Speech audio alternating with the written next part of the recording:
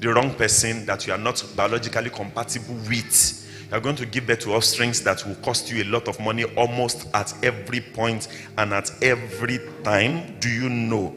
So, and do you understand that apology is a sign of strength? Now, introspect. How quickly am I able to apologize? One of my patients, her mom says, go and tell your dad you are sorry so that I can pick the car.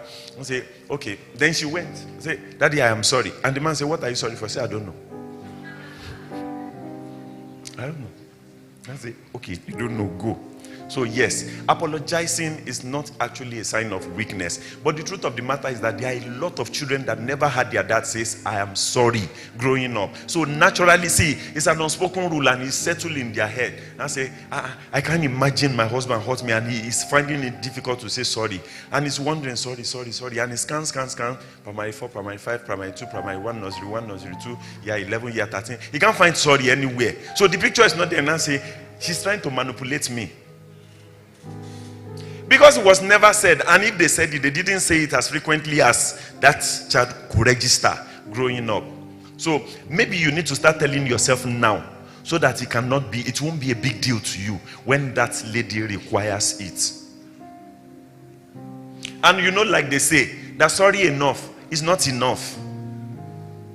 Because for some people, yes, when you say sorry, it counts. For some people, you say no, you just say, sorry, yeah, you are sorry. Say, okay, after you have said sorry, you need to tell me what you have done. So, yes, what are you sorry for? Then, after that particular time, you need to now ask me, please forgive me. Yes, you need to read it from the 5 languages of apology.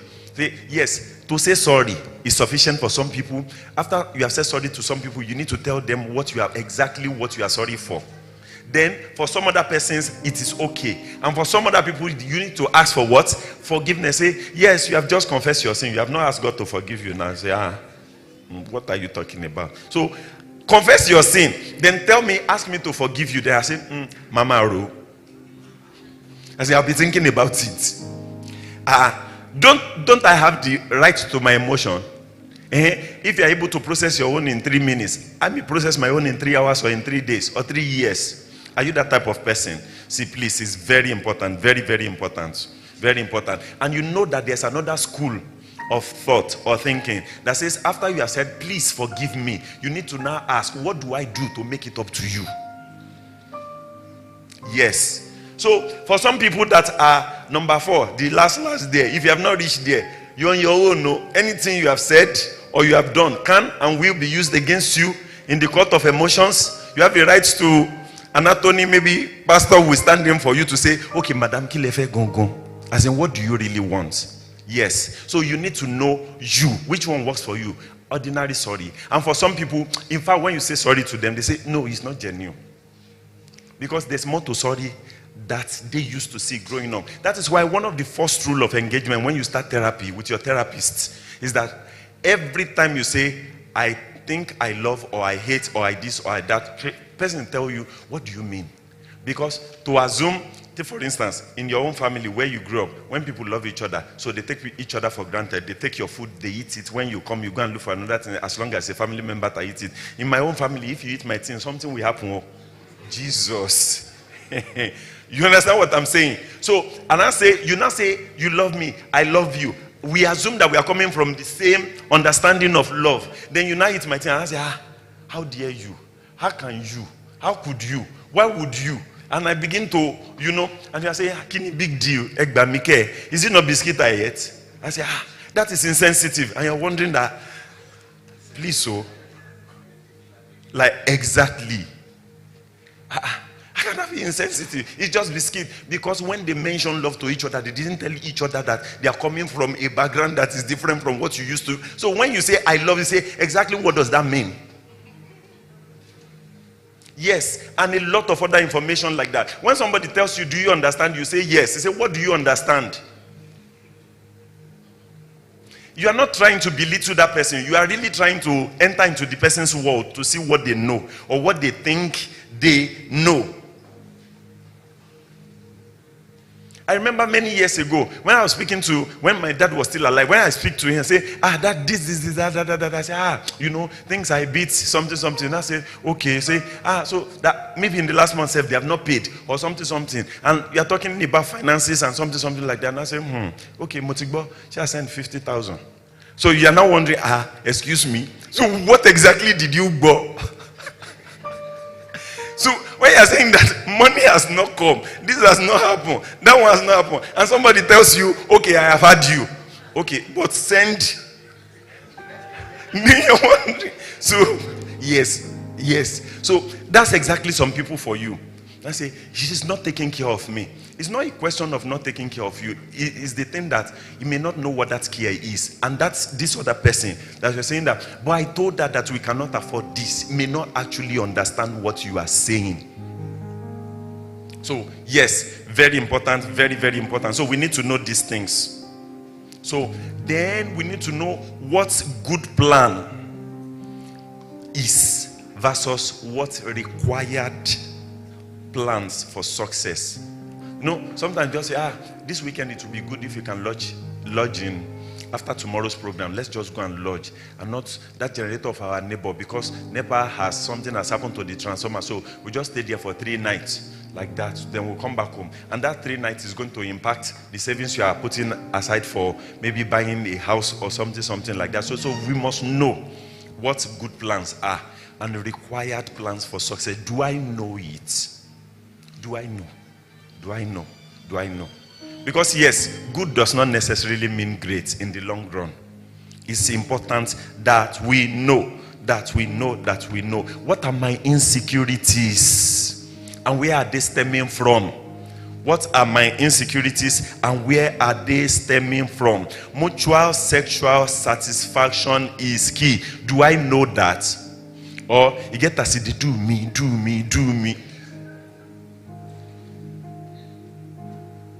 And you are telling the person, you go, and the person say, I'm already wounded. Come and do and go. It's okay. God will be our judge when we get to heaven.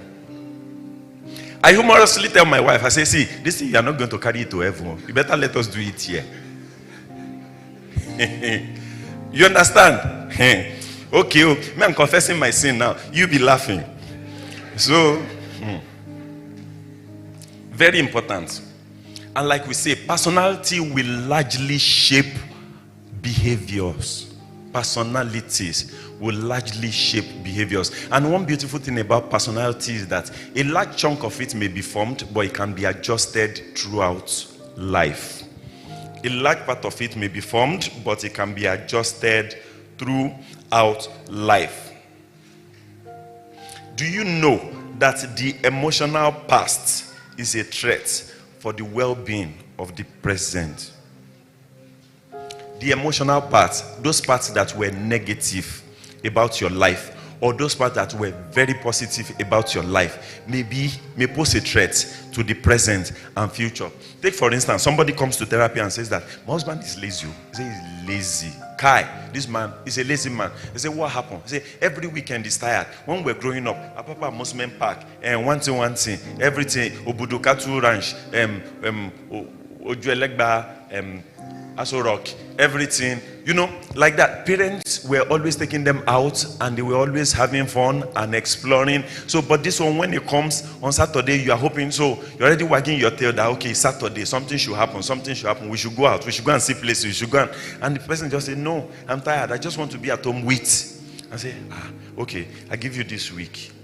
Then next week you're not giving up. Then okay, 2 weeks in a row. Then third week. Then 1 month. By the second one, say, I form my opinion. You cannot change it. You are lazy. You understand? So yes, certain things that were pleasurable in the past that we may not know that we have started holding people to the standards of our parents or significant others. Even to the point of bed. Yes, I know people that have been raped in the past that now engage in very, very pleasurable pre-fondling and pre-sex activity. And when it comes to at the point of penetration and something just enters their head and it goes back to what it used to be. You remember the regression. Regressing to the night or to the day that uncle, that somebody and that somebody did something to them. The only problem is that a lot of the time it's even hard to communicate. So they would rather say, I don't know, it doesn't touch me very well. So they look for certain things around it, because every primary issue always has secondary attachments. So they will talk about the secondary attachment, but they will not talk about the primary issue. So you are dealing with, so yes, as therapists, you must understand, or as your own therapist to yourself, you must be able to say, am I telling myself the real truth? Am I doing this thing because, yes, am I doing it because of this particular reason? You know, a lot of the time we can lie to a lot of people to the point where we believe the lie ourselves, that this is what it is, and it is not. And it is not. Irritation is another thing for some people. By virtue of irritation, there cannot be koitaki. I mean, sexual intimacy. How can you be irritated and... Unfortunately, a man does not know. If he shouts at you, if he talks to you, if you do anything, this minute, the next minute he may say, come to bed. I am wondering that me, over my dead body, even if I see you close to my dead body, I wake up and run. What are you talking about? Yes. So what are those childhood issues that are posing threats to my future? We need to understand something. Because of my time, I run very fast. That we have 4 different types of attachment styles. 4 attachment styles. So those ones that says that if you leave me, I will die. Even though we know they will not die. Because the time you didn't meet them, or they were living their life before you, and they didn't die until you came along. And before you, there had been 2 other persons that have come and gone too. They threatened they were going to die, and they didn't still die. That was why you met them anyway in the first place. So yes, it is not because they have a character flaw. It's because certain things have gone wrong. Number 1, we have the secure attachment, which I will talk very little about. Then the 2, anxious attachment. Then the 3rd one is avoidant attachment style. And the last one is the disorganized one. This 4th one came way after this first 3. The disorganized attachment. We have the secure, anxious, avoidant, and disorganized attachment styles. So the anxious one is the one that is always preoccupied. Say, Mommy, tell me you will not leave me. You say, am I Holy Spirit? It's only Holy Spirit that will say, I will not leave you nor forsake you. Say, Jamule, bring razor blade. Let's cut each other. So, suck my blood, I suck your blood. So that I say, you will not leave me, I will not. Then you're wondering in your head, why is she going through, or why is he going all the way to that extreme? Why? You know why? There's an anxiety inside. You remember the story of the mommy that says, go and wear your shoe, I'm coming. And before the child comes out, the mother was gone. See, when children are born, there are 2 things that are very key. Number 1, the child must know that he is free to express his emotion without consequences. That's first. And that's second. The child must know that he's free to express what? His emotions. That's number 1. And the second is like it, without consequences. That I am free. You know, some people say, continue making noise. By the time I am through with you today, you understand yourself. So they are not against the noise. It's that there's consequences for your action. So yes, a child must know that they are free to express one, then they can express without consequences. That is the bedrock, the foundation. Then number 2 is that every child, every single child must experience some level of consistency. Consistency. It's not that because mommy is happy today, the mommy treats me in a particular way, then tomorrow you don't know what mood she's going to wake up with. So because of the inconsistency in their childhood, you understand, by the attachment figures in their life, they grow up to think that life is not consistent. So they try to make effort, especially when they know that you can do something to make certain things happen. They begin to struggle or make unnecessary effort to try to keep something they are not supposed to labor on at all. Because of what? Inconsistency. So that is why we tell parents, like we say in organizations too, if you are in HR, we say, don't try to be fair, but be consistent. Because fair for you with this person is relative. This one, what you call fair, is not fair with this. So just try to be what? Consistent. So whatever your emotion, you must know that as a mother, as a father, as an individual, and if that did not happen growing up, so how do I stabilize myself now? How do I get myself to the point of consistency? Number one, you must know that if it has happened the way it has happened in childhood, now you may not be responsible for all your problems, but fixing it is all dependent on who? If I don't do it, who will? Very important. Then number two, get feedbacks. What are the areas of my inconsistencies? If I ask this person, if I ask that person, then what is my underlying fear? Because most of the time, the things we greatly fear will actually eventually befall us. Not because it is a doom statement, but because we do things that self-sabotage. If I come to him today and I say, sign a contract that as you have brought me here, you bring me next year. And the year after the next, and I say, kilo de, you understand? So, by virtue of the flags we are throwing, and you remember I said, try to decode all the color, the red flag, the green flag, the blue flag, and the yellow flag. So, I say, this one is already yellow, even though it's not completely red. So, let's give it space, so that we don't put ourselves in trouble. So they self-sabotage. Somebody says, how do you shoot yourself in the leg? And say on your mask, go. How far will you go? Haven't shot yourself in the leg. So very important. Which areas? I need feedbacks from people so that I can know exactly what I'm doing wrong and how to correct it. Yes. What is my level of emotional stability? Stability.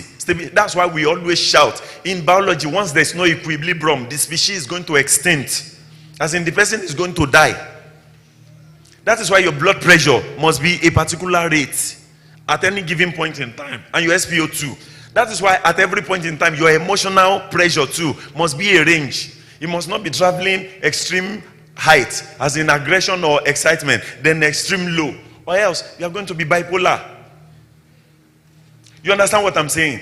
Yes. So, are my emotions stable? If they are not stable, how can I get them to a point of stability? Number one, understanding that yes, it is workable, it is doable, and the onus is on who? Me to do it, like I've said before. Then number two, seek help. Very important. See, whatever brought us here cannot take us further. If it can, we would have already been there by now. Yes or no? Yes. So seek what? Help. Seek care. Seek help. And for parents too, because of our children, we cannot care from a place of weakness. We cannot. So we need to do what? Seek help. Seek and you shall find. I'll be find. Yes. Seek. Oh God, we are laughing. English is not our father tongue. Better leave it like that. So seek and you shall find. And I said it again. Jesus Christ. You understand what I'm saying? So, yes. So, and you remember that word ask, seek, and knock. If you take ask, that's letter A, seek, letter S, and knock, letter K. So, asking is done in three ways. You can verbally ask. You can look around and say, Sheba Mary. You are still doing what? Asking. Or you can say, Koko, please, I need help. You are still doing what? Asking. Yes. Very important. Very, very important. So it's important that we note this thing, that we seek help at any and at every point in time. So they are anxious, they are nervous, so they struggle to communicate, they act on impulse. The anxious avoidance or the anxious attachment, they act on impulse. So everything to them is, there are some people we refer to as natural warriors, not warriors, so warrior. They worry for free of charge. You want them to come and worry for your life, they can worry it. So the person is thinking, what if this chair now break this thing? And say, it's not possible, and this thing is bigger than say, I'm just thinking. You understand? Yes. And why? Because these things can be learned. As a matter of fact, science shows that schizophrenia, that vagrancy, you see those people that used to walk on the road, that used to be unduly suspicious, that used to naked themselves, and it can be learned. Depression can be learned. All you need to do is put a child in an environment where he can mirror depressed people. Finish. And the beautiful thing about depression is that if you mimic up to 3 or 4 symptoms of depression, you will be depressed. Because you send message back to your brain that it is possible to have it, and you will have it. Minus the fact that the law of practice, if you make something a habit, as in practice something for a duration of time, then it becomes a perpetual part of your life until you can unlearn that thing. So yes, it can be learned. So then the second one, the avoidant personality, or the avoidance attachment style. So these people are mostly professionals. They are dismissive about anything as long as it has to do with emotion. Just say, this life, if you don't have yourself, don't say you have anybody. Oh. It's not because they are self-confident. It's because they see it as too big a risk. The mother that jacked me before I even opened my eyes, just said, go and bring slippers. Before I came back, she was gone. She was never there. Any of my birthday. In fact, somebody told me, said that when I was growing up, when my dad says, when he would say, bring money for so thing in school, if the day is time for that thing, if my father says, don't worry, I'll come to your school, just know that, oh Jesus. As long as that thing does not come out, say, parents, be careful what you say to your children. So, we say invisible reputation is being formed. At that particular time, you're forming an invisible reputation. Yes, it's being formed. It's being formed. So yes, after a while, they discover that, see, it's better to, so when teacher asks for something, he goes to hustle. He doesn't even bother to tell his. Then when they say there's going to be a parent-teachers association program or meeting, he just going to say, please, is your mommy coming? And he's already bargaining and already asking people. Or say, see, my father is dead and my mother is in the village. And they're already planning. You know what? He's preparing a plan B for himself. Because he understands that whatever can and will go wrong at the worst time possible, and those are his parents. You understand? So yes, so these people has learned that people are terrible and it is difficult, rather impossible, to trust on people. You say, akbalara ejikani yekon. You understand? As in your hands and your whatever it is that you can do with your hand, that is what the only thing that is yours. Now tell me, if everything you have achieved in life is solely dependent on you, that means there's no grace. How far can you really go? So they struggle, not because they don't know how. So they learn to become professional so that they can close up to anything emotional. They say, don't bother yourself. If you want it done well, do it yourself. It's a lie. So these are those avoidant persons. So they dismiss, they minimize on things, they downplay emotions and important things in their life. The third category of attachment, the disorganized attachment. That's disorganized style. So we call these ones, we have had the anxious type at the front. This one we call them the fearful avoidant. So they can do two opposites at the exact same time. So for this person, you can be the very good person 100% and the very bad person 100% at the same time. To them, they have a split ideology of people, of things. So Nigeria is very good. At the same time, Nigeria is what? Very bad. They see things in the context of black and white. And black being number 1, white being number 100. They have forgotten from 2 to 99 in between that life is a shade of gray and not black or white. Very important. So who am I? What am I seeing? What do I have? What am I doing with myself? Very important that we know this thing. And like we said, the secure attachment. You see, trust.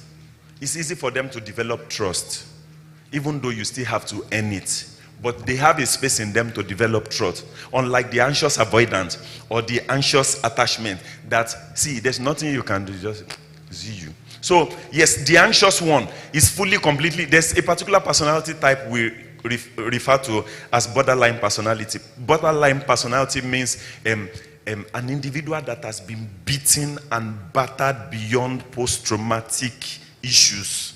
So it has become a lifestyle for them. So their emotion is either completely okay at the moment in the negative, or completely okay at the moment in the extreme positive. So if they don't like you and kissing you, they hate you, they want to shoot you in your head. So they run, we say, I've said it before, equilibrium, the middle part, where everything is. It's not too much, it's not too little. Yes, but they cannot walk the middle part. So they seem to be dependent at every point in time, whereas the avoidants are independent most or all of the time. And I said that the fearful avoidants, they are both dependent and independent, so they vacillate. Their emotion just run, shoot, like a gauge that is not working very fine. So you cannot really describe them as, you can just say, let's hope what today will bring. Yes. So unlike the secure attachment that they can trust, because there's a space there that can learn to trust. And how do we develop trust? Like we said, trust is earned. Number one, you say, I am capable of it. See, when it's not all of us that has 6-pack. Some of us have 1-pack. It's just one. So that we have it 1 does not mean it cannot grow into 6. We just need to exercise it. So it doesn't matter if you have the anxious attachment or the avoidant attachment, you understand, or the insecure one. We can all learn to what? To build those. So say, I am capable. Yes, I just need to develop that capability. I am capable. I just need to develop it. It's very important, one, that you understand that. That is very important. And number 2, so you see issues like dishonesty, controlling behavior, avoidance, and all those things that I've mentioned. But see, even when you know you are being dishonest, you are avoiding, you are confrontational, you are either confrontational and shouting in the person's face, or avoidant, completely dismissive of, or imploding. You understand? Just gaslighting yourself from within, or exploding, shouting. Just say, I am capable of learning, because every one of us is capable of learning. The only thing that has brought us thus far is because we have been exposed to certain things over a duration of time. So 2 things you need to do very quickly. Do a self-assessment, like I said, where we started at the beginning. The ideology of self-concept. What are the things within me, my internal environment? And what are the things that are around me? What are those things around that influence my inward behavior? So reflect. In which of these areas that we have stated do I require some adjustment? If you tell somebody change, it's not going to happen. But if you say adjustment, it is possible. And I tell you, 2-degree adjustments over a period of 17 years, 10 years, 20 years, is more doable and more result focused than 25% adjustment that is not going to work. That is why a lot of people can't keep their New Year resolution. We have discussed it before. So, sir, ma, at this particular point in time, I hope I've been able to state a few things and convince you. Even if I have confused you, at least I've said something. You understand? Just that means you require special consultation. That yes, it is true, it is possible, and that this child that is on this seat, that particular individual, that this child that is representing all those your shortfalls and shortcomings, one, it can be adjusted. We can, like we say, everything we say in life or that has happened to us is a story. Whatever you believe in your head is a story you have told yourself. This narrative can change. We can change this chair to that of, in fact, to no chair, to this pulpit, where you are not only not standing erect, you are also able to communicate to other people. Because don't forget, whatever things we go through in life that are challenges are pointers to area where destiny will have us solve problem tomorrow. Thank you very much for listening. A round of applause for Mr. Coker. Thank you so much, sir. Thank you so much, sir. So much wisdom. So much wisdom in so short a time. So, sir, did you leave this here for me to rework my childhood? Thank you so much. Critical things, he said. Some very critical things. I would like to reinforce some of them quickly. So, he said there are 4 attachment styles. The secured, the anxious, avoidance, and disorganized. He said 2 critical things we must give to our children. They must know that they are free to express their emotions without consequence. In fact, when you first said they are free to express, I said, of course. Why not? The child can express their emotions. When you now say without consequence, no. So I'll give you a case in point. And I don't know if this is bad or good. So I also need personal consultation, sir. So I noticed that sometimes when Latoya is, I'm sorry, by the way, Latoya is a 2-year-old I have that I cannot wait for her to go to her husband's house. You know? So when she wants something and you don't give it to her or something, you know, she just begins to throw tantrums, and the next thing I just notice that she'll just go on the floor. You know, go on the floor and be doing, okay, I'm observing. You know, so after a while again, notice you go on the floor again, be doing, I mean, I don't believe, because they didn't beat me, I will not be normal. Me, I know. Me, I know. They didn't beat me. So she'll go on the floor, you know, because we take to have her. You understand what I mean? You understand what I mean by take? So God knew that normally, if it's based on the year I got married, I should be having my grandchildren by now. You know? Then I also realized that God also knew that if I had, you know, I should have had like 4 kids by now. So at least there's a particular budget I should have been spending on food every month, Abi. But God now gave that appetite to 1. So the budget of 4 I'm spending on 1. And you know, she will just enter into, Lala, that's what she calls me. She doesn't realize that, you know, I'm a consultant, I'm a strategist to, you know, global brands. She doesn't care. Lala, come. Let me come. She will say, Lala, horse riding. You know what horse riding is? That me, I will go down. She will climb on my back. She will now say, Lala, giddy up. I could never have tried that with Baba Bayo. I will not be here. Me, I'll tell Baba Bayo to go down, not force. I will now say, Baba Bayo, giddy up. Only my giddy up. Yeah. Because even if I'm here, and you people say, Lala, face front, I will say I'm facing front. Say, Lala, face front, I'll have to do like this to face front. You know why?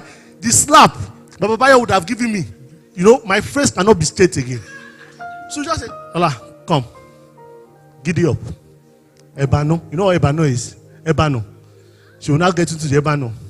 She just say, aeroplane. Truck. Blue truck. She will pick it to, she will see, ambulance truck. Money truck. Blue ambulance. They are all truck. She will pick it. Then she will pick like 4. Meanwhile, you understand, sir? You understand? You know, Koye, that this Buhari, you understand? Exchange rate, you understand? You know, I will now say, you know, just pick 1. She will say, no. He says it's the 4. I said, pick 1. He said, no, it's the 4.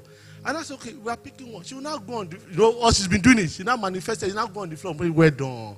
When we got home one day, I was waiting for her. She just did all those, she just went on the floor. Finally, I just picked belts. No, she was still on the floor. Sir, maybe I should not say it because her grandmother is watching.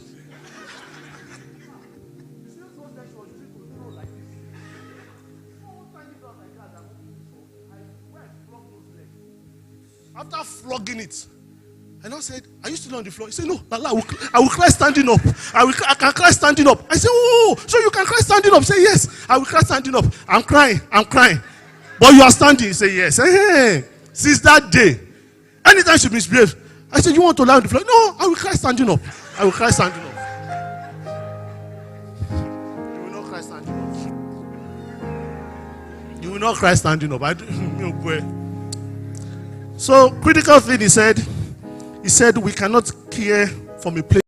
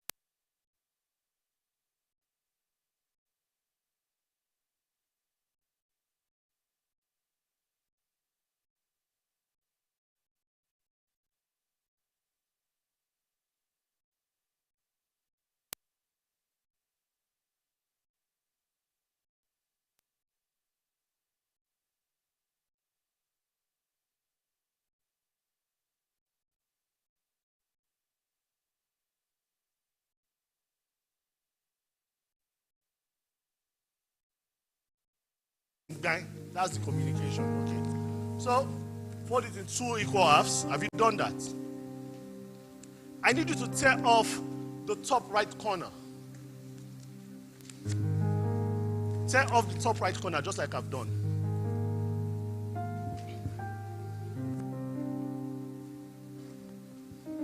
Then fold it in 2 equal halves.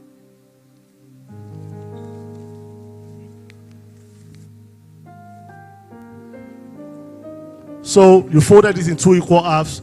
You tore off the top what? Right corner. Online. I need you to fold it in 2 equal halves again and tear off the top left corner.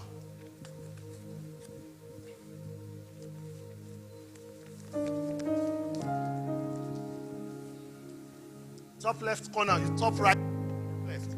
Then fold it in 2 equal halves again and tear off the top right corner. Top right, top left, top right. Now, if we all heard the thing I said and we all did it exactly the way I've said it, we should have the same thing, Abi. But let's know the people. So as you unfold, actually I'm at 2.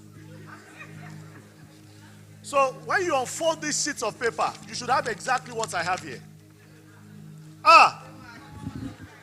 Shola, do you want extra sheet? You want extra sheet? If you did exactly what I said, we should have this. Pastor Ayo, you will make heaven, sir. Do anyhow, you will still make heaven. Pastor, people like Pastor Ayo, heaven is sure for them. But there are people here I don't want to call names, sir. You will make heaven, sir. There are people here I don't want to call name. There is one person, the paper is even intact. Nothing has happened to the paper. And he's doing like this. Moyana. So, let me see the people that are asking for 50K. Let me see you. You know what you have. It's not what I'm holding up. Let me see it. Woman of God. Olamide kí ló ṣẹlẹ̀? Ilé ayé, ilé asán. What happened to Olamide's one? Olamide, I don't. Let me see your own. Sir, sisters navigating. Architect ni is too. Man, let me see yours. Okay. No, smiley. Our own is a smiley. Let me see the different emojis we all created. Let me see. Your own, sir. Shile. Leave our church. Don't come to our church again. Go and start your own church. We don't want. What is that? Bukola, our own is a face mask. The only thing that remains is just to put rope. Olamide. Olamide. Wait. What do you do for a living, Olamide? What do you do for a living? Do you know how? Are you serious that? Do you realize that thing under actually looks like a human being? Olamide, say the truth. Now, did I give the same instruction to everybody? We all heard the same thing. However, did you see how some people are still saying, wow, some people did not even say send 50K, since that 100K, they say, like, send 100K. Can you see how, despite the fact that everybody heard the same thing, the results were all different? I'll be inviting to bring up our next speaker, a pillar. And I say that because I understand that and I said I should not put pastor in front of his name, but it's heavy in my mouth. So I find it very difficult not to put pastor in front of their name. The way they brought me up, if you did not do some things properly, the way they will beat me, I will be crying standing up, if you understand what I mean. Now, for Ayo Daniels to be the way he is, it's obvious that somebody is ensuring that, that supply of grace. Otherwise, some of us know that if Pastor Ayo was married to somebody else, Pastor Ayo said, Matidi Dangbana Choko. Yeah, because I know that some people are not aware. So when they misbehave, Pastor Ayo just look and say, Ele. Go. But Pastor Ayo, no, grace. Grace. If Pastor Ayo was married to, if I was a female, Pastor Ayo was married to someone like me, any lighthouse Christian Center, at my be limited is here. Limited it my here. What the enterprise here. So I'm inviting this amazing woman, a pillar of support, to bring up the next speaker. Please make welcome Pastor Folake.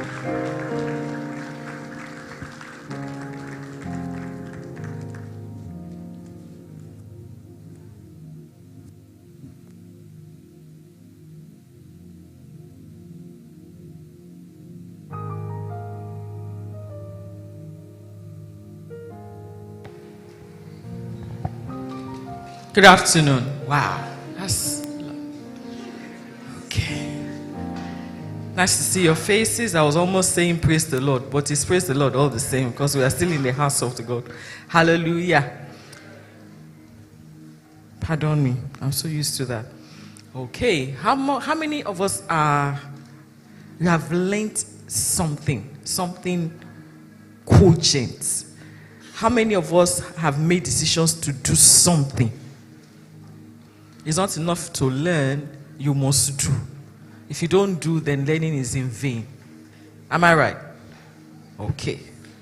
Okay, so our second guest, amazingly, I think he's also in line with Mr. Kuka, kind of. Okay, so please welcome with me Mr. John Asiegbu. Pastor John. You say I shouldn't put pastor. You used to say I shouldn't put pastor. Okay. Mr. John Asiegbu is recognized as Africa's leading emotional intelligence expert, working with individuals, families, and organizations to maximize potential and achieve their goals by leveraging the power of emotional intelligence. He is presently the lead consultant at Evius Consulting, a company that helps organizations to achieve strategic goals through consulting and training in strategy, customer retention, emotional intelligence, customer relationship, effective communication, productivity, leadership, team bonding, sales, and project management.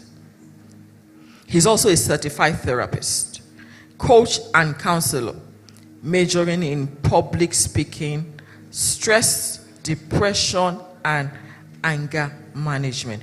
Please welcome with me this afternoon Mr. John Asiegbu to FamilyLife Conference.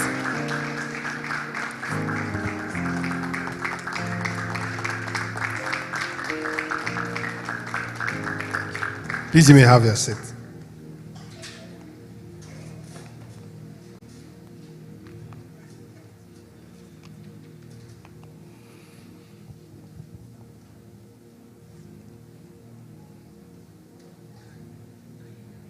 Okay. Please, sir, leave the keyboard. I'm not a pastor. Let's start from there. Good afternoon, ladies and gentlemen. It's such an honor to be here today. I'm going to be moving about a lot because I'm very exposed to trainings, and so I understand from practice that you are more effective when you move around. But before I start, I want to say a big thank you to Pastor Ayo and Pastor Folake. I'll tell a little story, backstory. He may not remember. So many years ago, I was in my final year. I was leading my fellowship on campus and president of the fellowship. And so Pastor used to come to campus to organize programs for undergraduates. And then it was Pastor Benga, a very good Egbon of mine, who would go ahead. He came and then he would come to the Joint Campus Christian Fellowship meeting to sell the idea to the campus fellowship leaders. And then because we had a good relationship coming way back, and my friend and covenant brother Ola also was on campus then, and so I was asked to join, to help out in some things. I think we used some equipment for my fellowship at the time. And so we were to receive Pastor Ayo the day he arrived, at Futa Junction. And as president of fellowship, I know the way I'm treated. There's this, and then Pastor Ayo shows in his normal shirt and chinos, and I'm like, is this the pastor from Lagos? So I started learning humility. From that point, he does not remember. I'm sure he does not remember. And it's amazing how we leave impact on people even without knowing. It's been almost 15 years of that experience, and I can remember. So I want to say thank you, sir. Thank you for all you do. I celebrate you. Yes, my name is John Asegu. The only Bible verse I will quote is that man is a spirit, he has a soul, and lives in a body. This is being very intentional. I am not a pastor. Because I'm going to begin to sound and then you begin to... I don't want to be put in a box. What I've learned is that you relate to people the way you perceive them. And they cannot be anything else to you beyond the way you perceive them. Do you understand what I'm saying? Are there parents here? You're a parent, a guardian. It's not your child, but your sister's child. A teacher. I came for you. Single people. The person that came for you has delivered his assignment. So I'm an emotional intelligence expert. I have an MBA thesis on the analysis of the components of emotional intelligence. Psychology is wide. I picked emotional intelligence, and I chose to be a master in it. So I help individuals, groups, and organizations to leverage the power of emotions to maximize their potential, and live life to the fullest. And I understand human behavior, just like Mr. Coker here. I understand how people behave, what inspires how they behave. And when I go to speak to kids, I realize that I'm just able to connect with them. It just happens. In fact, that's why I'm here. Should I explain to you how I got here? So, in August, my friend Ola calls me on maybe a Tuesday or something, or less than a week, and he says, "Oh, can you come to Lagos? We're having our teens camp. I just want you to come and talk to the children." And I go, "Guy, this is too short a notice." He says, "Try." I said, "Okay." So that morning, I live in Ibadan. I shot to Ibadan, Lagos, but I live in Ibadan most of the time. I found my way here, and I came straight across this room into, I think they were using a room on the other side. I went in, the kids were playing, and their teacher said, gather around, the person who is talking to you is here. So I grabbed the pen, I went to the board, and I wrote. And they all were looking teenagers. So they were looking like, who is this guy? So I wasn't dressing like this. And so they were like, who is this small boy? Because I was wearing sneakers and chinos, and I look like them. You know, I'm small in stature. So they were like, who is this guy? What is he here to do? And then I started talking. The first thing I said to them is that feel free to use your phone, talk to your friend. You don't have to listen to me. Do whatever you like. I'll just keep writing. And then they all were like, one shouted, are you whining us?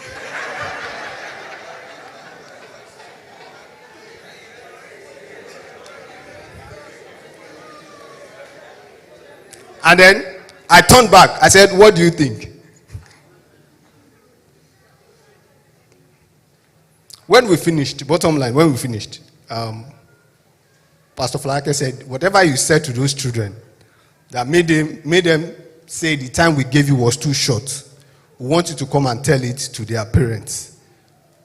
So that's why I'm here.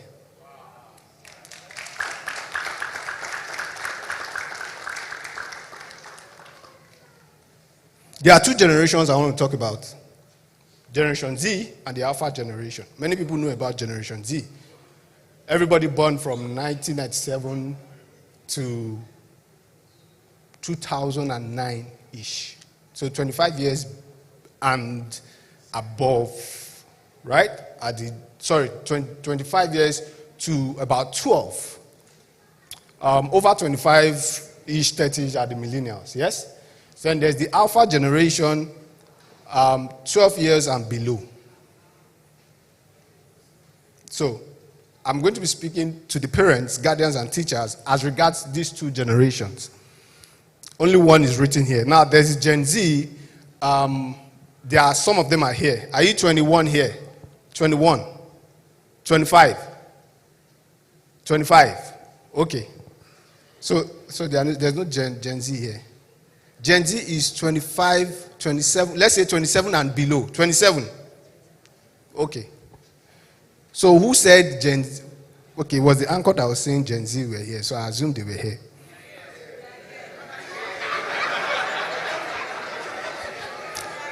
That's one of their characteristics.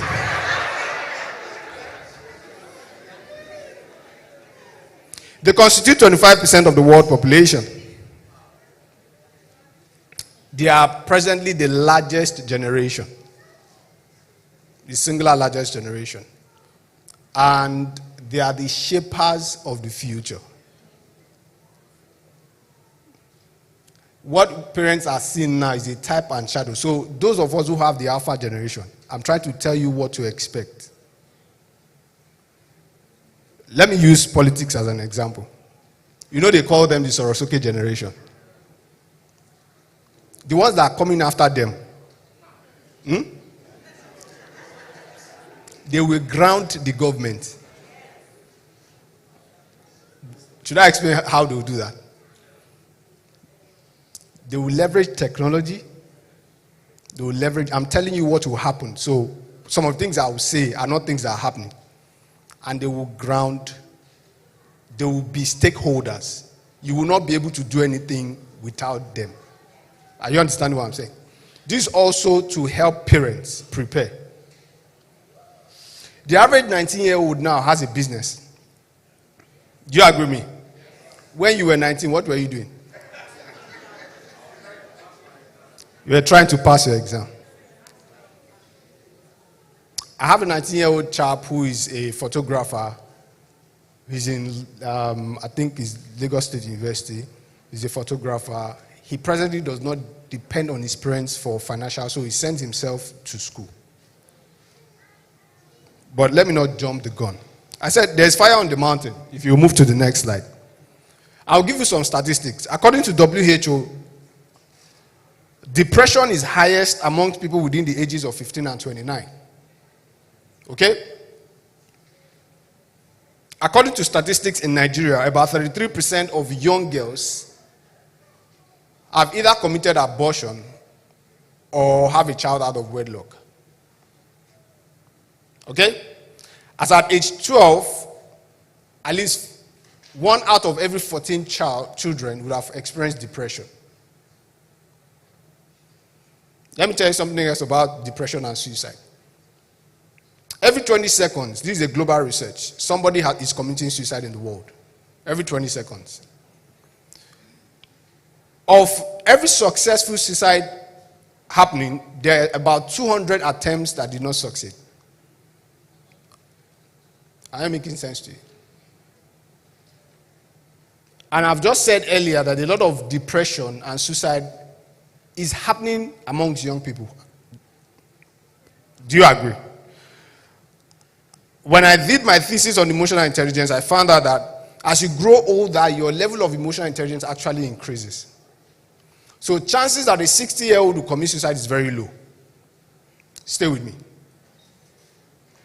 Chances that a 50, 60, 70-year-old will commit suicide is very low because they've seen life. They've come to the point where they have accepted certain things and they will not take certain actions because they understand beyond the immediate. Now, let me tell you the danger of these generations, the two that I just described. The times that they were born is potentially a problem to them as much as it is good. Are we together? So when we were growing up, the average person started watching TV at 4 p.m. and we used to watch black and white. So you go to school in the morning, you come back around 1, 2 p.m. Are we together? And then TV came on around 4. And then it went off around, is it 4 or 6? And then it went off around 10. And then when they finished the news, what's the next thing? The national anthem. Da, da, da, da, da. And then that was the end of the day.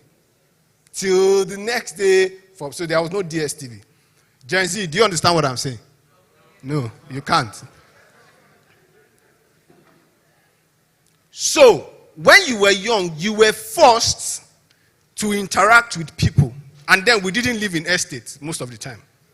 Some of us lived in streets. Some of us in face me, I face you. You don't know what you escaped. Pastor Ayo is talking about community. We are losing community. It's affecting the psyche of the people. And they were turning towards individualism that's going to be a danger to our functioning, both as individuals and as a people. The first people that have been hit are the Gen Z. They are seriously hit. As smart as they are, and I'm going back to the parenting part of things, as resourceful as they are the most emotionally vulnerable generation before the Alpha generation. The reasons are this. They don't know how to handle failure. There's a young boy whose girlfriend cheated him and he committed suicide. Another one failed the exam, committed suicide. I wrote JAMB about 3 times. I am here. This is not funny. A child who is living with you now in the house. So I'm like a voice crying from the wilderness. I'm not going to be very interesting. I'm just going to be very instructional. Might be going through a process that you do not know anything about.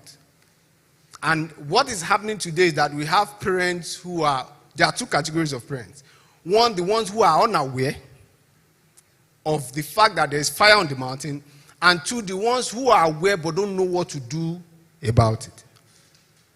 I'm talking about when your kid comes home and is always in his room. And he doesn't come down to sit down in the living room. And whenever you want to have a conversation, the kid is avoiding you. There's already trouble. If your child is always sitting down in their room and not wanting to come down and interact, there is already trouble. The level of drug abuse among young people from the ages of 17. 3 weeks ago, I met a 21-year-old girl who says she smokes every day weed. 21-year-old girl. It's not, I went to train somewhere. She's an undergraduate. ASU is on strike. So she went to the school to teach. Very decent-looking girl. She goes to church in the evening. I know. Her father is a pastor. She goes to church in the evening. But at night, she will smoke weed. In the morning before she goes back to work, she will smoke weed. She told me because, like I said, I'm able to connect with younger people. And I asked her, how much do you spend a month? She said, minimum 5,000 naira. I said, how do you get it? She said she has a dealer. That should be hard like this. If she wants it, it's a phone call. I said, where do you get the money? I thought you don't get paid. She said, it doesn't have to be my money. There's fire on the mountain. And what I'm saying is not far-fetched though. Like I said, if you see this lady, she doesn't look, and she's actually not a bad girl. She's just a young girl who has been predisposed by life. And many times the behavior that they display is a symptom. It's not the problem. Do you understand what I'm saying? The behavior is a symptom. So many times when a parent sees a child doing something, they attack the symptom instead of looking for what the real cause of the problem is. So if you're a parent listening to me, and I'm going to say some things that will be, so let me follow.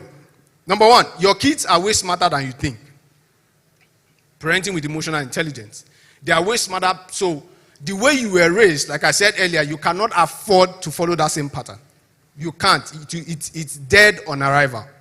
Very dead on arrival. That is why they can talk to a stranger instead of talking to you. So there's a young girl, the last time I came here, I can't quite remember her face, but I noticed that she was pulling on me. And I said this with all seriousness. I wish I could meet the parent, but I don't think she's up to 18. So I told her, I can't talk to you until I meet your parent and I have their approval.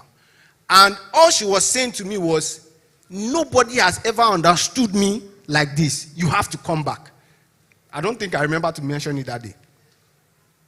There are things they go through that parents have not created the avenue to allow them to communicate. And so we have children who are just in the house, but they are not in the house. Do you know today, a person can be here and be somewhere else, like fully present somewhere else and here.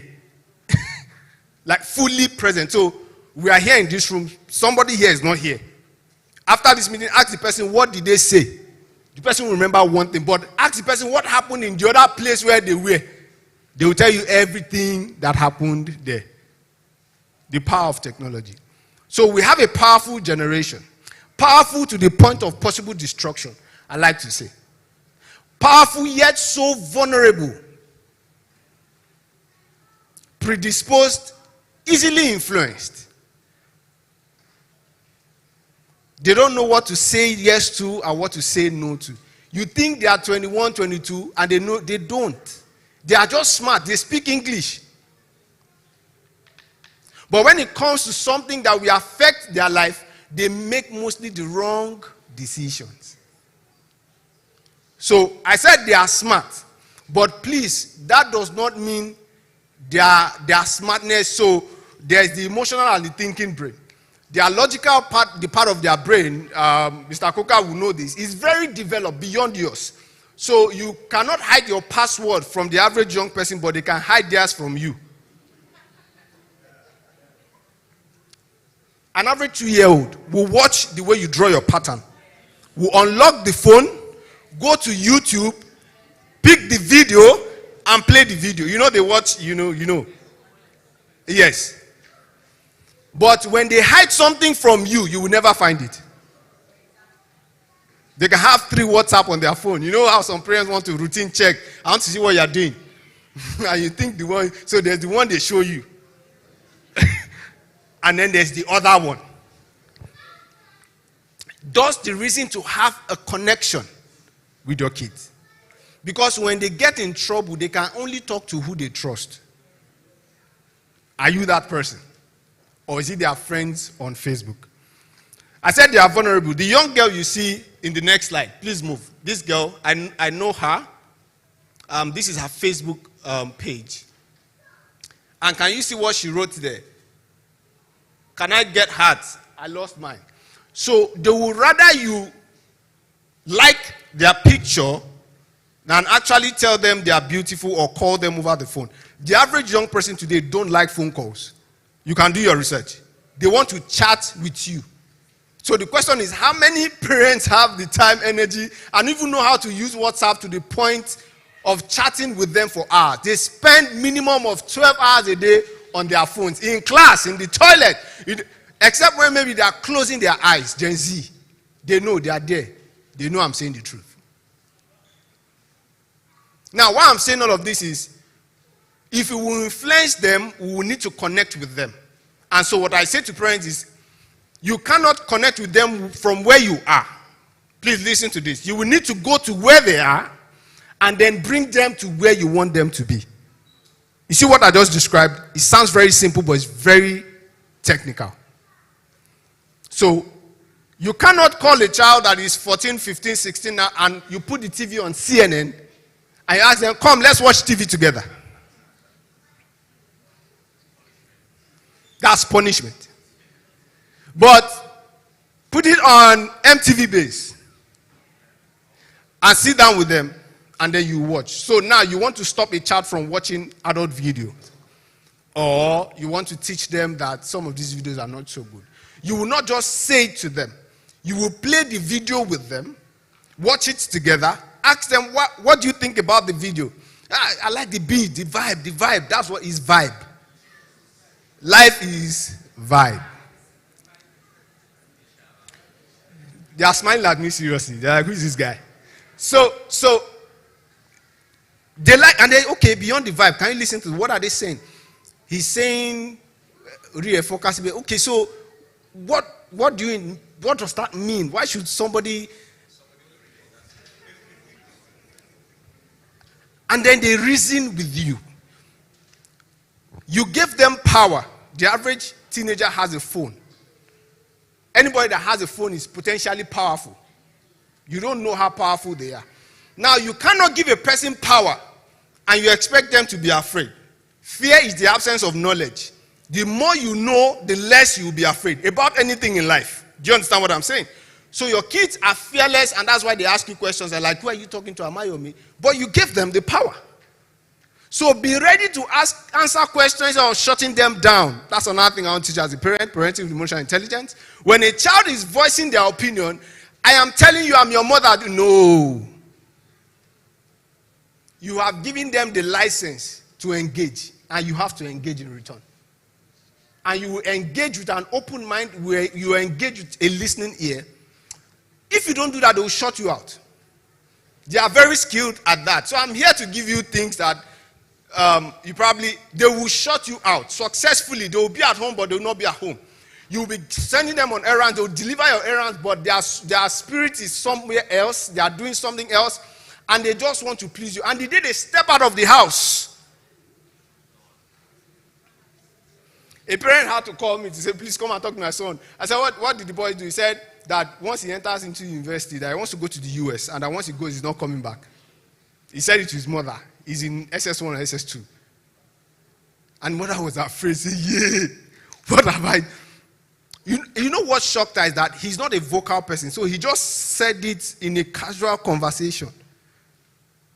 So for a child to get to that point, imagine what that child has processed in his head. So traditional parenting expired in 1997. OT expired, man. You can agree. You can disagree. Now, am I saying you should not spank a child? No. Okay, I'll try and quote another verse of the Bible. Second one, and probably the last. The Bible says, foolishness lies in the heart of a child. See, this does not answer to Western. The same way the concept of marriage is not up for debate how it should be run.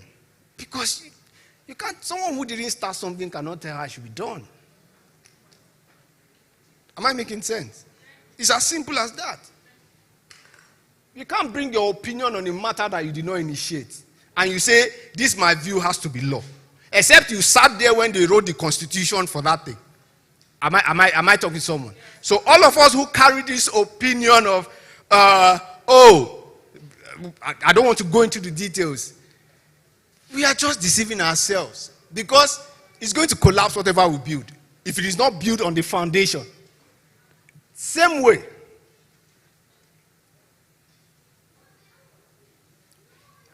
the way we parent our children. So, before you cane a child today, this is what I'll tell you to do.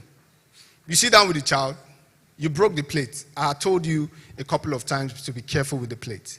But this is about the third time you are breaking the plate. So, I'm going to whoop your ass, permit me for the language, so that you will remember not to do that again, so that you'll be more careful next time. Then you take the cane, you turn the child around. Please don't leave a mark on your child. Please, as much as possible, don't leave any mark on your child. That's the psychology that we're talking about. You whoop the bomb, let the thing be painful, so the child will cry. When you finish, you tell the child, I love you very much. Go and cry, you'll feel better in time.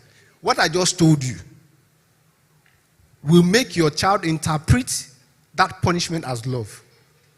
Are you understanding what I'm saying? What I just said seems very simple, but it's to save a long-term relationship with your child. Because if you say, oh, in the Western world, go to your room, you are grounded. Grounded and they have their phones. Grounded and they, in fact, let me teach you this. The Gen Zs will not like this one. And the Alpha people. If you want to punish a child today, the most powerful way is to collect their phones from them. And their laptops. They are dead. D-E-A-D, dead.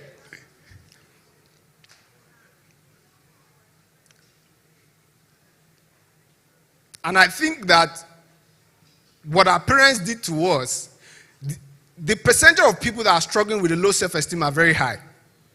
Even some that are performing. Most people are performing at about 1/3 of their actual capacity because of how their parents treated them. They may be successful, but they could have been better. But they struggle. I know successful people who have low self-esteem. So there are questions we need to ask ourselves. And I said emotional intelligence is the answer.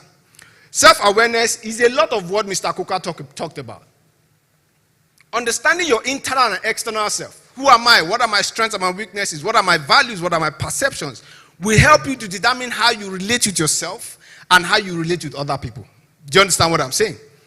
Do you know your strengths and your weaknesses as an individual? Can you take a sheet of paper when you get home today, draw a table, put strengths on the left, weaknesses on the right, and write 5 things about yourself that you think are spectacular? How do you know them? 1, I can do it without external motivation. 2, I can do it without being paid. 3, I can do it better than others. Those are your strengths. The same thing, your weaknesses will be the opposite.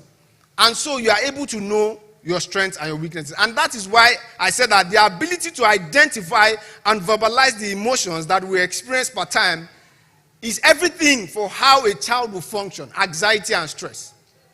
So a lot of children are not allowed to express how they feel, like we had learned earlier. And it cages them in their mind and it limits them in their functioning. And we wonder how, when they go out, sometimes they come back and they say that, okay, they were in school and people were talking and you did not talk. Why didn't you talk? Why don't you answer? There are some kids who will not answer questions in class because they are afraid of being booed or their self-esteem has been battered. Why? Because when they're at home and they are trying to say something, mommy says, keep quiet. So that thing about being able to express your emotions without fear of consequence is very critical. Now, emotions don't carry any sex or any power.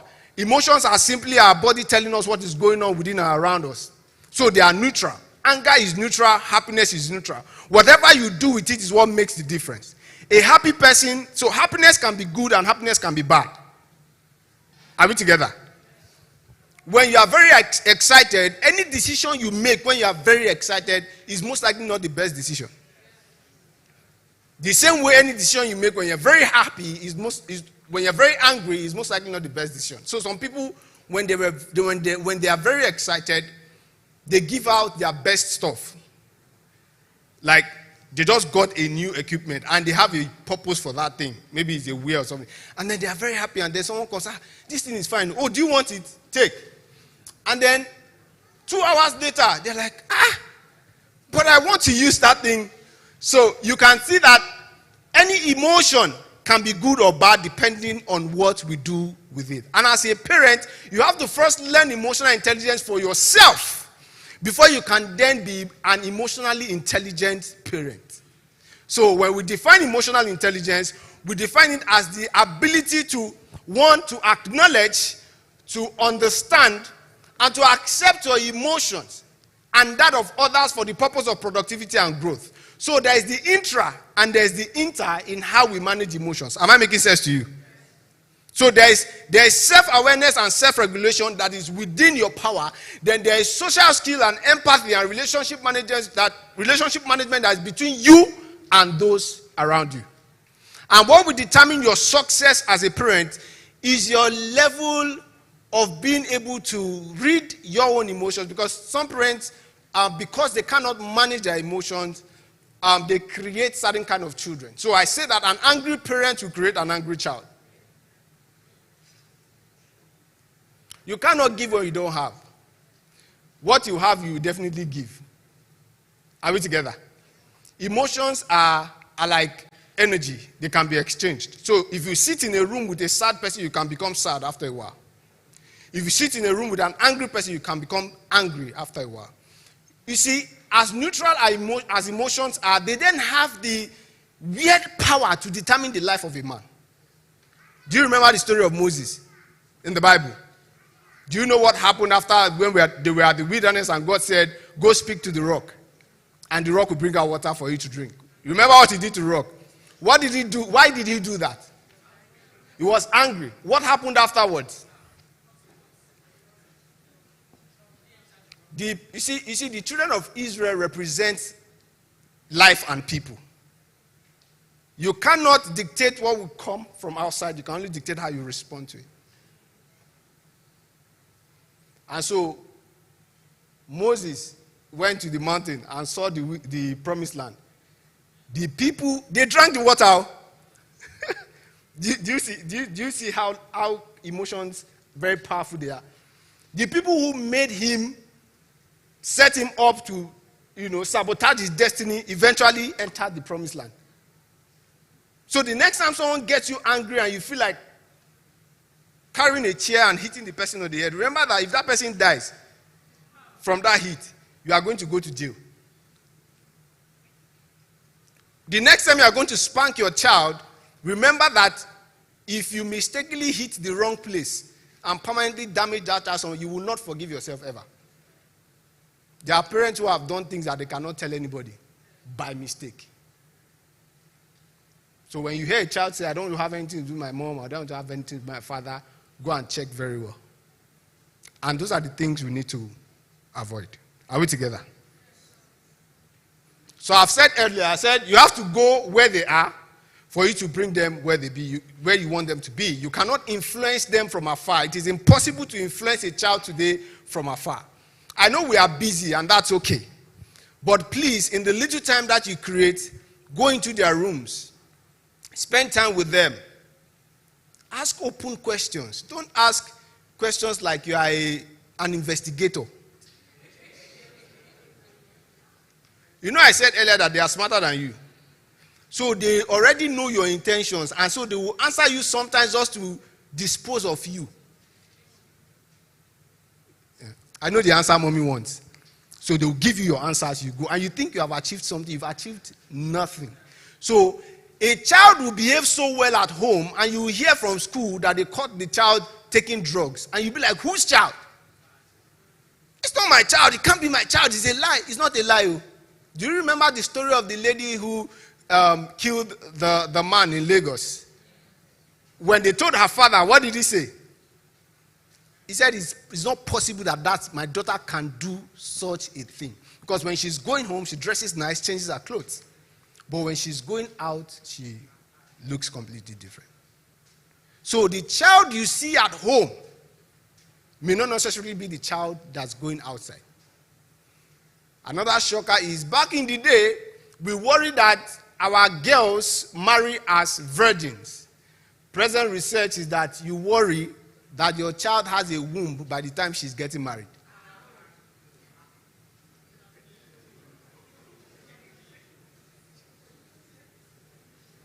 Like I said, I'm like a voice crying from the wilderness. When I was growing up, I never saw a teenager pregnant. I never. Today, I know my wife's younger cousin. She's 19. She has a 1-year-old son. A child. Raising a child. I know of a Bayelsa, 16-year-old girl has a baby. So what's going to happen?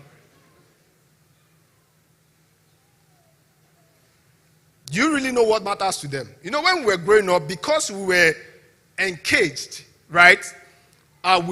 Gifts appeal to us. Items appeal to us. New clothes appeal to us.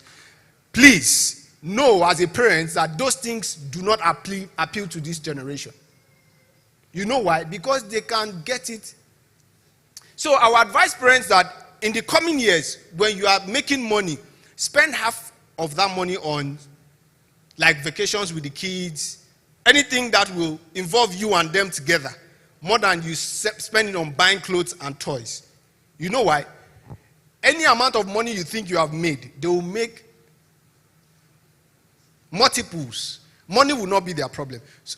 So mommy, daddy, don't worry. Whether they go to formal education or not, they will not be broke. So let's settle that one. Why I'm saying this is so that you know where to channel your energy. Because the money that they will make may put them into trouble. Do you understand what I'm saying? You can be so, when you're young and you have not developed emotional temerity and you get so much wealth, you overdose with drug.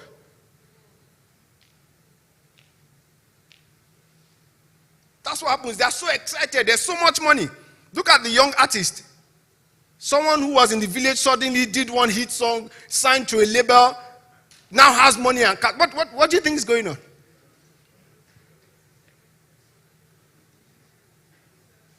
So if the parenting and the background work is properly done, when they get exposed, because everybody will get exposed to life.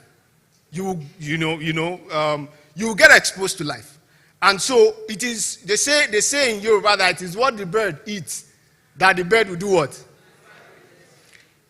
When your child encounters trouble outside, will they be willing to come to talk to you about it?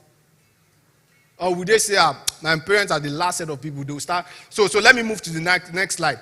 I said that yelling is counter communication. So I created a case scenario of, before I go, please go back. So love, quality time, validation, and inclusion. You don't have to use their idea, but listen to it. Because they want to be heard. Am I making sense to you? Are you learning something? The time is short. We can't do everything, but I would like to, please, when your child wants to talk on the subject matter that the family is discussing, listen to the child. Then explain to him or her why you may not go with that idea at this time. Not to shut the child down to say you are saying rubbish. There is no foolish idea. There are just ideas that we may not be able to use at this time. It's as simple as that, and the child will be like, okay, no problems. But where you don't include, so these kids, you cannot make decisions for them. Else they will make decisions without you. Now, when you include them in decisions that affect them, when they want to make certain decisions, they will come back to you. Am I making sense? And that way, you are able to influence them. The goal here is influence. Because if you don't do the influencing, some other people will do it. Social media will do it. Social media, oh God, have mercy. Now, I like to say that yelling is counter communication. Mommy, the mommy's in the house. Please stop shouting.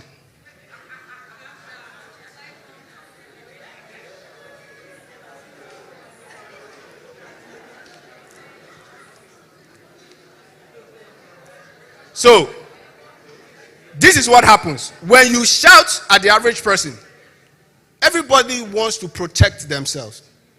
So the child develops a wall against you. And the child will do what you ask them to do without shouting, but they've not heard you. So when you see a child repeating the same mistake again and again, after you have shouted, can't you see that it's your shouting that is making him not to hear? It's true, Abby. The Gen Z, they are with me. They are always with me. I understand them very well. It is the shouting. So sit down and have a conversation. So why do you keep repeating this thing? What can I do to help you do better? I've been saying this. You will not kill me, this child. You will not kill me. You will not kill me. In fact, do quick and go to your husband's house. A child that is 12.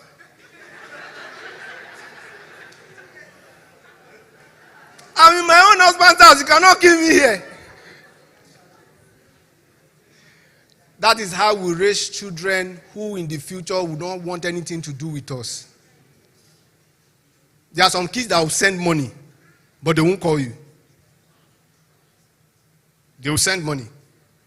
Because maybe when you were raising them, you told them that go to school so that you'll be responsible. At my old age, I have someone to take care of me. So they will take care of you, quite all right, but they won't be involved. And everybody loves attention. Everybody wants to be cared about and for, including your children. So even when they're acting like, I don't want to talk, mommy, is that you have not used the right approach. And those are some of the approach I'm teaching you now. So when I meet a young person, I know what to do within the first 5 minutes to get them comfortable.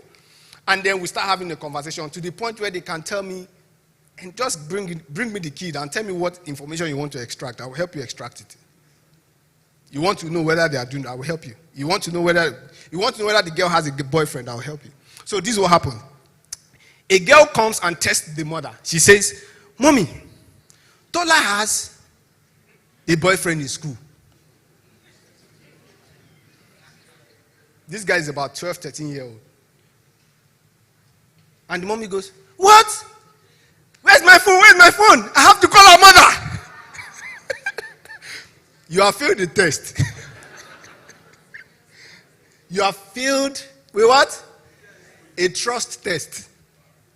So, you call the mother, whatever happens to Tola, and sometimes maybe even be hypothetical. So, this is what you do. Hey, Tola has a boyfriend. Really, do you know him? How old is he? What class is he? Okay. Do you know, do they go out together and everything? And then you can take that information and call Tola's parents privately and say, there is trouble. My daughter said XYZ, XYZ. And then you will tell Tola's parents, please do not tell Tola where the information came from. Then on a neutral day, you now call your own daughter and say, hey, that thing you told me 2 weeks ago, how about you? Do you have a boyfriend? And then child said, okay, mommy did not shout when I told her. So maybe I can tell her, I don't have a boyfriend, but there is this boy in my class that is always liking me. Then you can then follow biblical principles to begin to influence the child. So when you shout, you are not saying anything. We were shouted at and we succumbed because we didn't have options. Not because we liked it. Some of us became better people in quote, yes, but no, we could be much better if we were loved and cared for. Am I making sense to you? So we don't want to repeat the same mistake with a different kind of generation. You can get them to do anything you want them to do, actually. I can get any young person to do. So that day when I came here, they sat down. I'm sure even they don't know how. They sat down for 1 hour. And I finished and I said, I was going and said, you cannot go. And I heard that other teachers who had been coming before me, they were in a hurry for the classes to end. But me, they said the time was too short. Trust is earned through consistency. Mr. Kuka said something about that. Consistency in the things you say and the way you act with the child as a parent will help them to form a connection with you. Do you keep to your word? In fact, I have a personal experience. My wife says to me, don't tell me what you are going to do. Just do it. Do you understand? And over time, I realized that I was coming from somewhere. Don't tell me what you are going to do. Just do it. So that I don't have any expectation. Because in the past, I had expectations and it wasn't fulfilled. That inconsistency can cause a damage to the psychology of the child and may live with them, like we had heard earlier, over many years. And this is the biggest problem. They will not be able to trust you. and where they don't trust you, you cannot influence someone. It is someone who trusts you that will open themselves up for you to influence. Am I making sense to you? So influence cannot happen if there is no trust. And if there is no influence, then we cannot have the kind of outcomes that we want in the lives of our children. So it is important that we are sensitive to how consistent we are in the things we say and how we behave with them. Now, I said that between what is said but is not meant and what is meant but not said, a lot of love is lost. Should I say that again? Between what is said but not meant. So when you are angry at your child, there are certain things you say, but you don't mean those things sometimes. Like when a mother says, calls the child Olori Buruku, you know the mother does not mean it.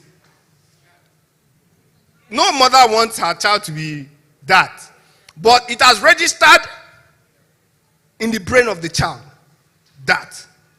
And until the child becomes an adult, the loudest voice in the head of that child is your voice. Daddy, mommy. The loudest voice until they start hearing from God or they become an adult, the loudest voice in their head is your voice. So whatever you say is superior to what anybody says outside. So that's why a girl will grow up and a guy will try to say certain things to her, and she goes, because her dad has told her she's beautiful. She's an angel. So when a guy says you're an angel, but where the dad has not done that, what will happen? The first guy that says you're an angel, is the reason why a good girl will go to the university and get pregnant.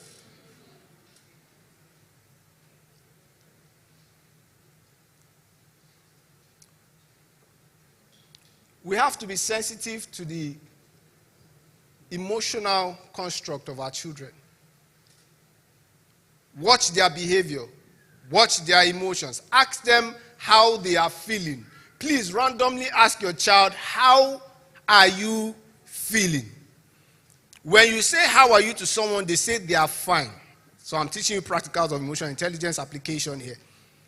Everybody says fine. But when you say to someone, how are you feeling? Tendency is that they may first say fine, then keep quiet. Don't say anything else. Then they will continue. This is almost predictable. I use it all the time. When you say, how are you feeling? The person will say, I'm okay. Just pause. They will think about the question again. How are you feeling? They'll say, I just feel a bit stressed or tired. How did that come about? Before you know it, you're already having a 1-hour conversation. Is that something you can use? Is that something you can use?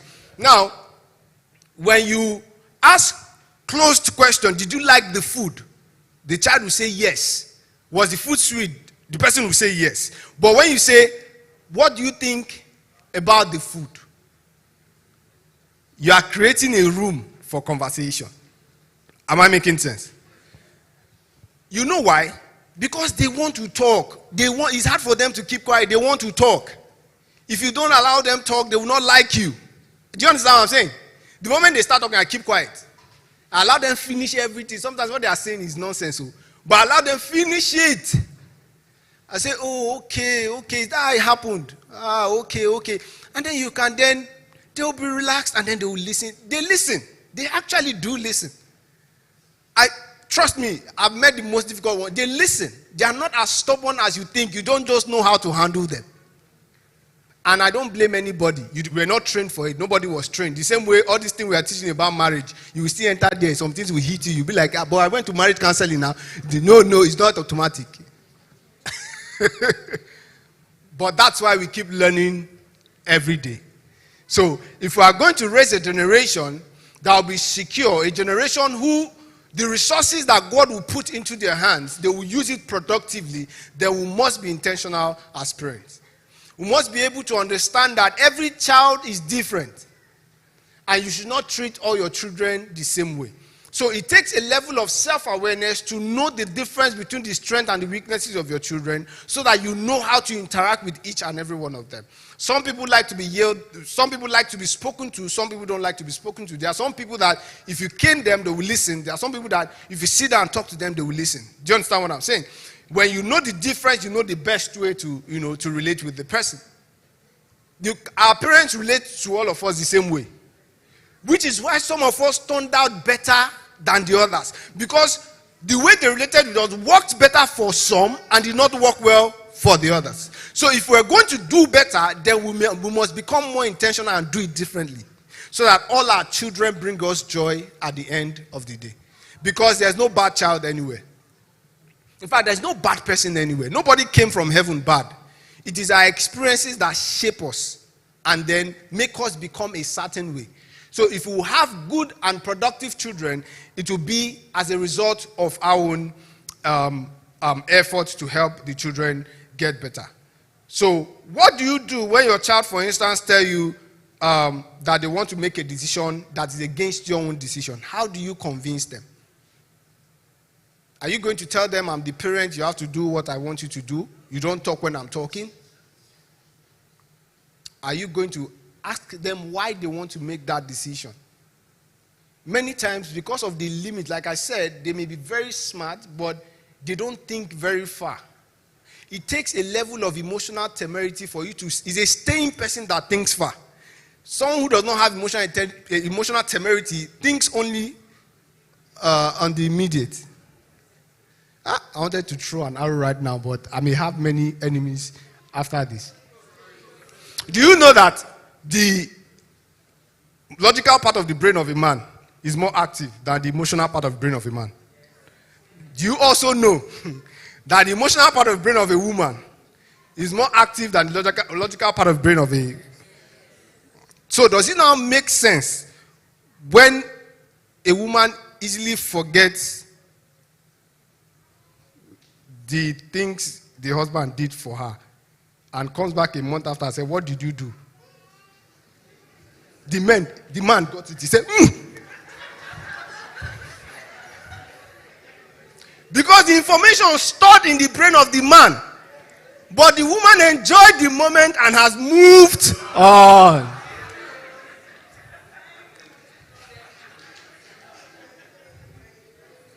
And then somebody is trying to tell me that better go to God in prayer. If it's marriage, don't read. See, after you finish reading the book, you go and pray. Oh God Almighty. And I'm hoping that, you see, the relationship between a husband and a wife will influence the behavior of the child. So, there's this villain and this thing that parents play, where when the child does something bad, the mother says, I'll report you to your father. Dear father, stop it. They are setting you up. They are setting you up. The child will perpetually see you as the bad guy, and we see the mother as a good person. So this is what we have at old age. Children are always buying gifts for their mothers. It's from that villain that you started playing. Stop playing villain. Switch the role. Let the mother to play the villain. Okay, so let's do it this way. Whenever both of you agree on anything, please, nobody should go against it. If they say, okay, they should not eat chocolate, agreed. And then the boy wants to eat chocolate, the father says no. And then he goes to his mother, and the mother says, don't worry, I will buy it for you. You're already creating a villain, good cop, bad cop, like that. So let's have a situation where whatever we agree on, nobody does different. Not this thing, a child is crying. And then the father says, come and carry your child, oh. And you carry the child. No. Let the child cry with the father and keep quiet with the father. Because the moment you are carrying that child, you are telling the child that that is bad, I am good. So the child grows up having... So there's this subliminal deposits that we are making every day in the minds. So some people cannot even explain how they grew up liking their father more than their mother, or mother more than their father. But it's this little...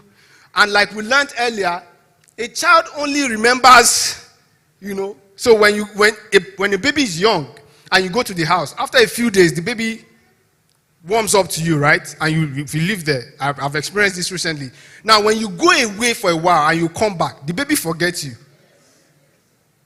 So you will now start the process again. That is why consistency is very critical if we are going to be able to influence. Now, many of us who did not get to the point where conversations like this can be heard growing up. So our parents, many of our parents today are not actually happy with the way we relate with them. They wish we could call them more. They wish they, so you see some of them trying to do some restitution. They know they missed something. So why do you want to do the same thing that they did? Am I making sense to you? They know. They know something was missing. So it is time we did differently so that we have a different outcome. So our job is even more difficult, to be sincere. It is more difficult now to be a parent than ever. It is more difficult because now you have to make money at the same time you have to make out time. And you see the easy excuse is as a man, especially men, and I'm going to speak to the men now, my time is wrapping up. Sir, after a while that money will not make sense. It's better to live average and be involved in the life of that child than to give the child millions and be absent. Thank you very much. God bless you.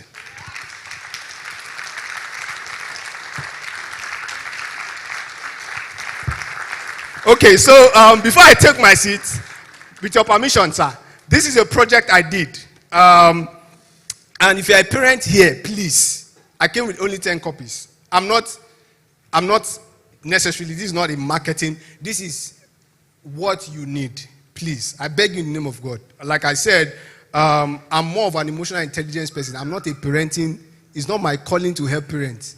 I'm just fortunate to know how emotional intelligence works and how it can be applied to parenting. Do you understand what I'm saying?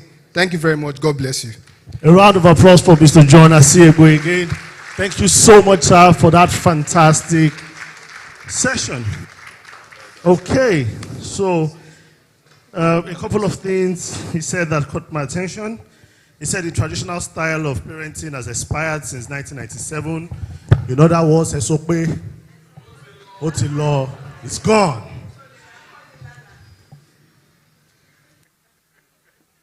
So she said, since the traditional style of parenting has gone, that means there's no problem with Latoya calling me Lala. So even me, I'm pausing, I'm thinking about it. Because you said something, sir. You say, how would you respond to your child when he or she comes and says that they want to take a decision that is contrary to yours? In the first place, I cannot go and meet Baba Bayo and tell him that I want to. Then even maybe we are outside, don't understand. Then I don't even know what our decision is on a particular decision. But I want to make my own. So we're probably in a family friend's place and they're eating food, I decide,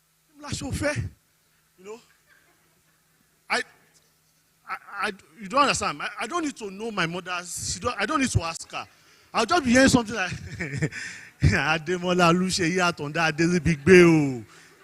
Just from that full name. And they put the Oriki. When she puts the Oriki at me, Bami, I know the decision. You understand what I mean? She doesn't even have to say it, just facial expressions. Do you understand? Leg movement. Abi? After that one, Kilotuku. Facial expressions. Hand gestures. Shoulders up. I know my mother's decision. So this one, after now come and meet me and say, I want to make a decision that is contrary to yours. How will you take it?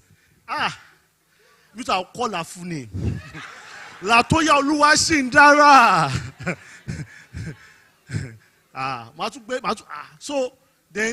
So you now said, how do you respond when someone comes to meet you and say, I have a boyfriend, Well, in the first place, Latoya must have a boyfriend.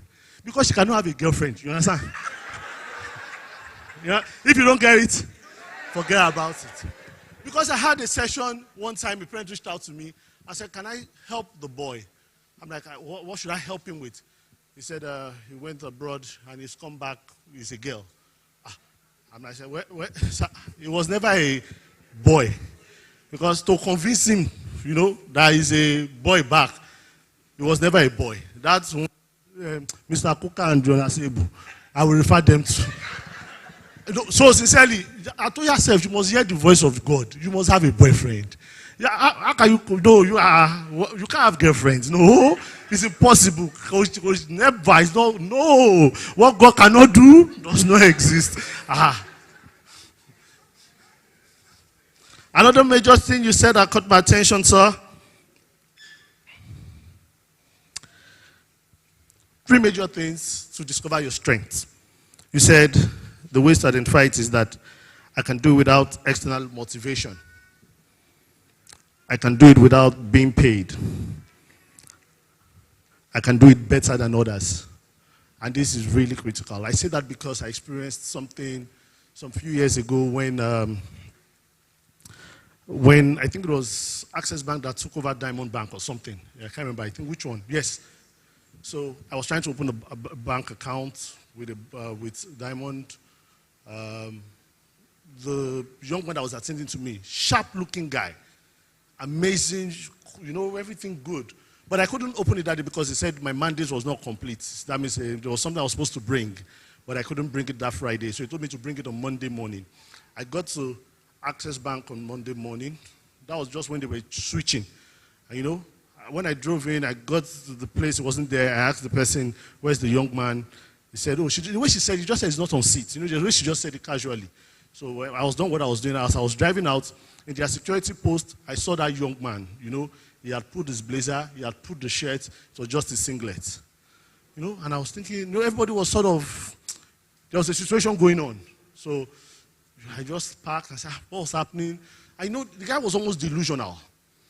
He was saying that, he got to work that Monday morning, he put his password, he did not go, something. He was just talking to himself. But the one that he kept on saying is that I left school straight from NYSC.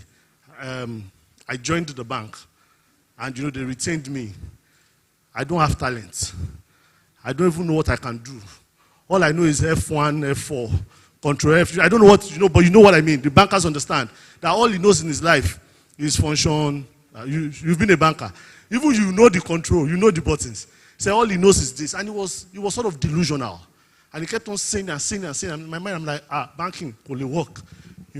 Because the truth about it is that it was engaged, truth, but it was not engaged based on his strength. And the day they disengaged him, he now realized that he never knew his strength. He was even saying to the point that what will he tell his wife? After 9 years of being in the banking, he doesn't know how to do any other thing. So we're just, and I'm like, okay, so banking can run people mad. That is why Flair had to leave, you understand? Did you get that? Do you understand? Before she goes, I don't have any, I'll now begin to say, Pastor, anyways, so that this a bit deeper, we would like to have people stretch and do some stuff just very quickly. We're going to have a very short break. But I know that we've had 2 sessions, and some people might have questions to ask.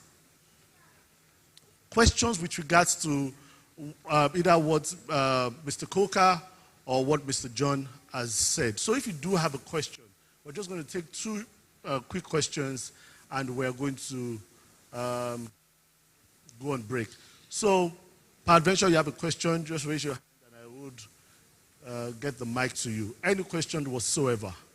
Or you're thinking about the question. Okay, so while you're thinking about the question, let's do something. Let's all be standing before we go on break quickly. So that you know that what they have said is really important. That the fact that these children, they are mirroring, and he said something, he said once a child can mirror 4 traits of depression, the child is depressed.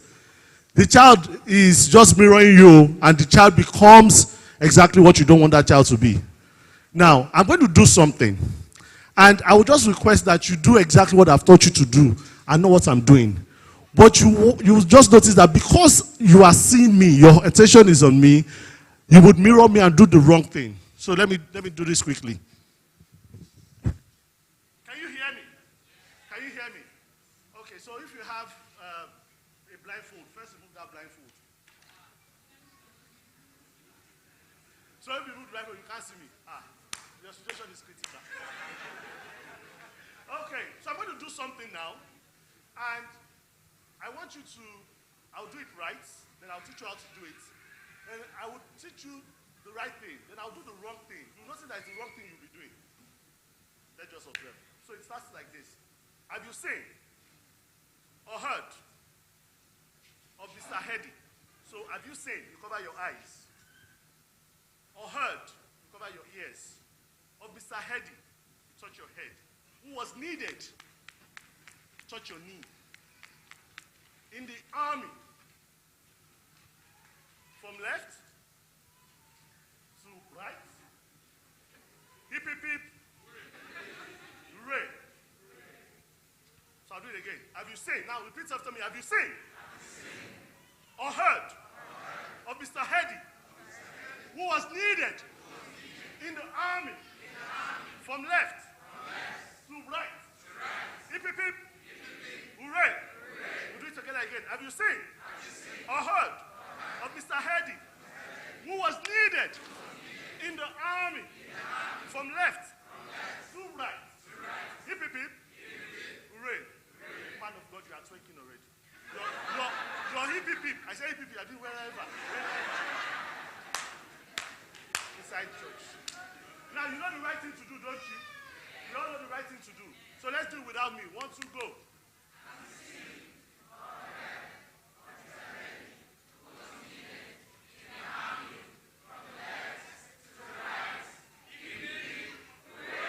Again, and I want you to scream it out. 1, 2, go.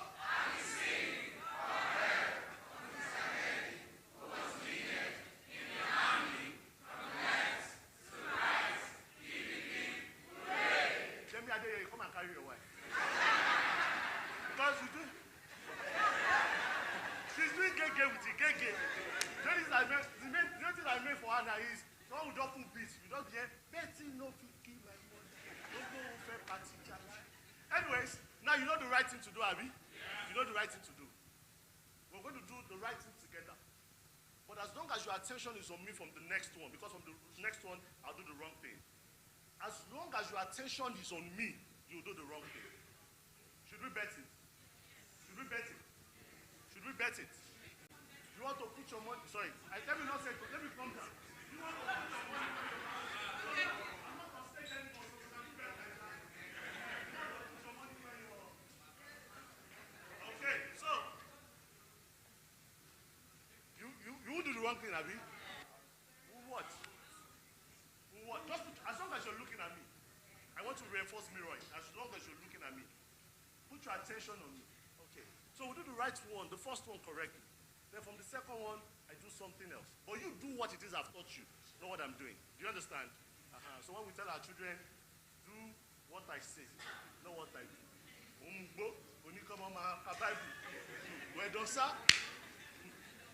2, go. Have you seen together or heard of Mr. Heady, who was needed in the army from left to right? Hip, hip, hip. Hooray. Again, have you seen? Did you see the person?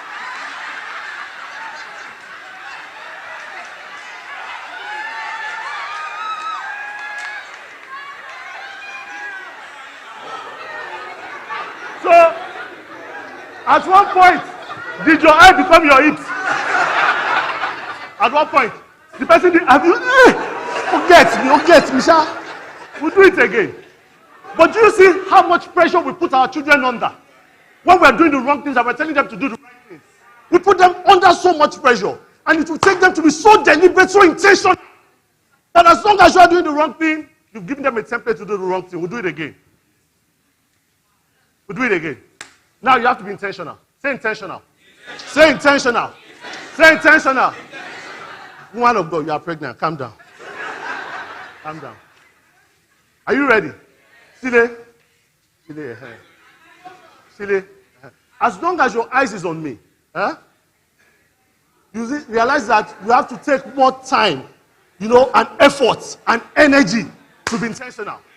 So it will mean that some of us are the ones distracting our children. So when you see your child, you just notice it's striking. I want you from where? You too, when they play, you understand? When they play Ashake. They are doing as if they don't know. Abi, don't worry, they will know. Pastor, you see now, just watch, you will know. You will see now, Pastor, they know Ashake. You will see now, I'm coming. Let me see one, let me give you the hook. They will know. We will know amongst you. No, chill. Calm down. Now the love we are seeing now, give me liver. I be ghetto boy, I be sinner. Fear nobody, only Jehovah. Tell the Lord that they go far. Mbodaleba, Bandana lo biti tupa. Midnight walker karashika. Oh yeah, them never see it coming. Jo. Oh, coming. Man of God, they know Ashake. They know Ashake. They don't know Ashake care how. You see how deliberate even horse have to be. Because it's Ashake we are seeing. You now want to teach your child Zulu song. You want to teach your child better music. When you wake up in the morning, you wake up to Nzanza. You sleep with which one? Palazzo, Jiki, Gboja. When you are eating, it's Sungba. Sungba la jaja. Sungba.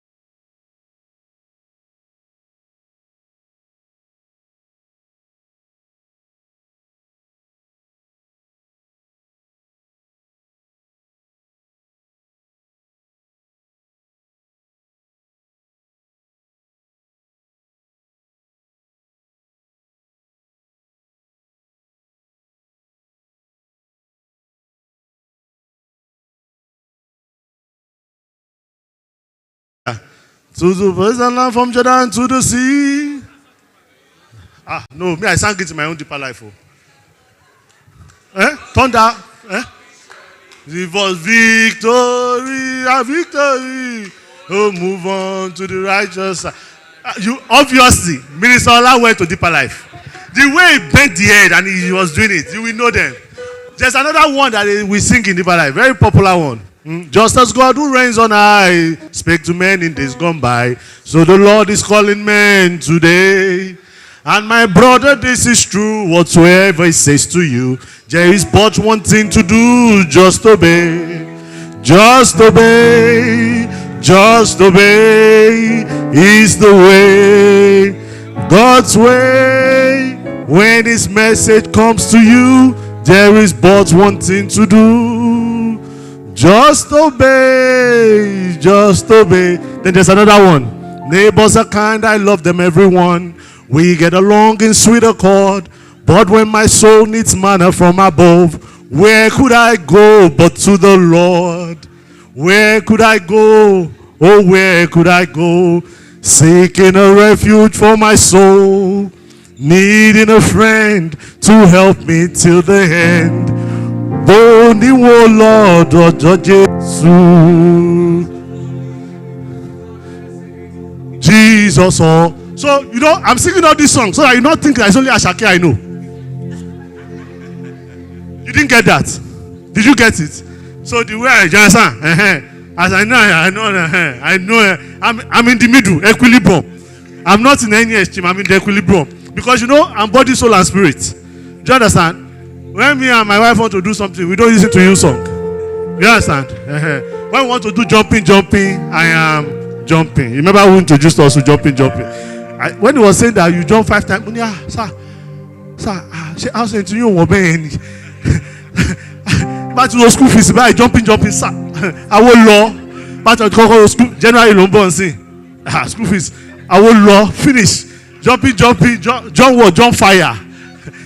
So I go and jump, another one will come. The one that is here, I'm still managing. I'm still seeing how to balance. I'll not go and, then God will not go and do it. 3 will not come at the same time. Straight. Me that I cannot wait to be single again. Yes. You don't know, not the way you are thinking. Latoya should go to her husband's house, me and my wife. That's what I mean. You know when he said some people have anxious attachment style. Abi? Then he said some people have secured.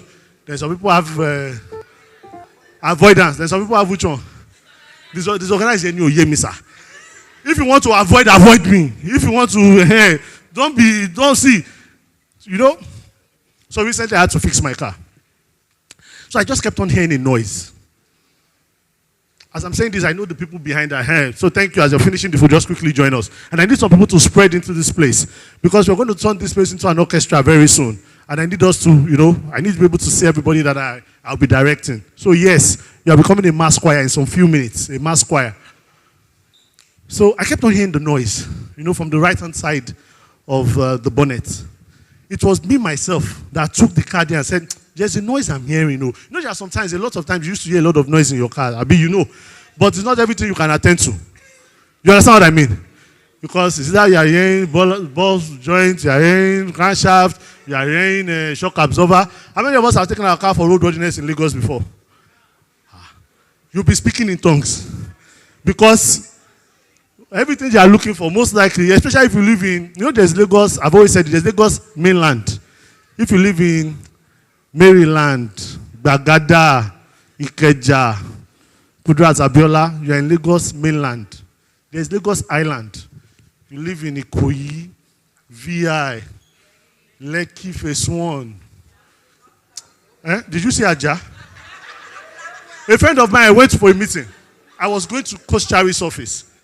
We're going for a meeting and they said, just Lekki. So I got to Lekki Phase 1. Because it's Coach Chari's, when you hear Coach Chari's, a billionaire's office, it must be somewhere, understand. I got to Lekki Phase 1. I said, I'm in Lekki now. He said, be coming. I kept on going. I said, I'm now at that, what do you call it? That turning to House on the Rock. He said, be coming. I be coming. I got to the toll gate just before Mega Chicken. I said, it must be somewhere. He said, Lala. I said, become me. I'm driving further down. I passed, is it Novore Mall or something? There's a Novore or something. I said, I'm already, he said, become me. Say, Ibejuleki. By the time you begin to see Lakwe Golf Course, my brother, you are not in Lagos Island, you are in Lagos Offland. So you are living in Alimosho. You know, there's Ayobo, there's Lambe, there's Aboru, even no Aboru. See, those kind of places, if you live there, your car cannot be normal. If they take your car for roadworthiness, I'm telling you. Because you know there's a particular portal. You know, in Lagos, you don't decide. There's a time, you just be going and you just be trying to avoid potholes. But right now, after the rains, it's you that will decide the portal that will do the least damage to your car and to your life. And you go and enter that one. That's how bad it is. So I kept on hearing that sound. And I decided that, you know what? This funny sound has been reoccurring so that it doesn't damage something more.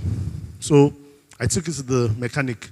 And the mechanic looked at it and said, it's the bearing of the condenser. That once you change it by lower corner, you know how they do now? Down in once. So I gave him the car on like Monday. He did it. He called me on Monday evening. Egbon, bearing on dalam mo ti change e o. Only so what's the problem? Only mo fi pe pulley water pump ni. Yes. Real life story just happened to me. So I sent him money again.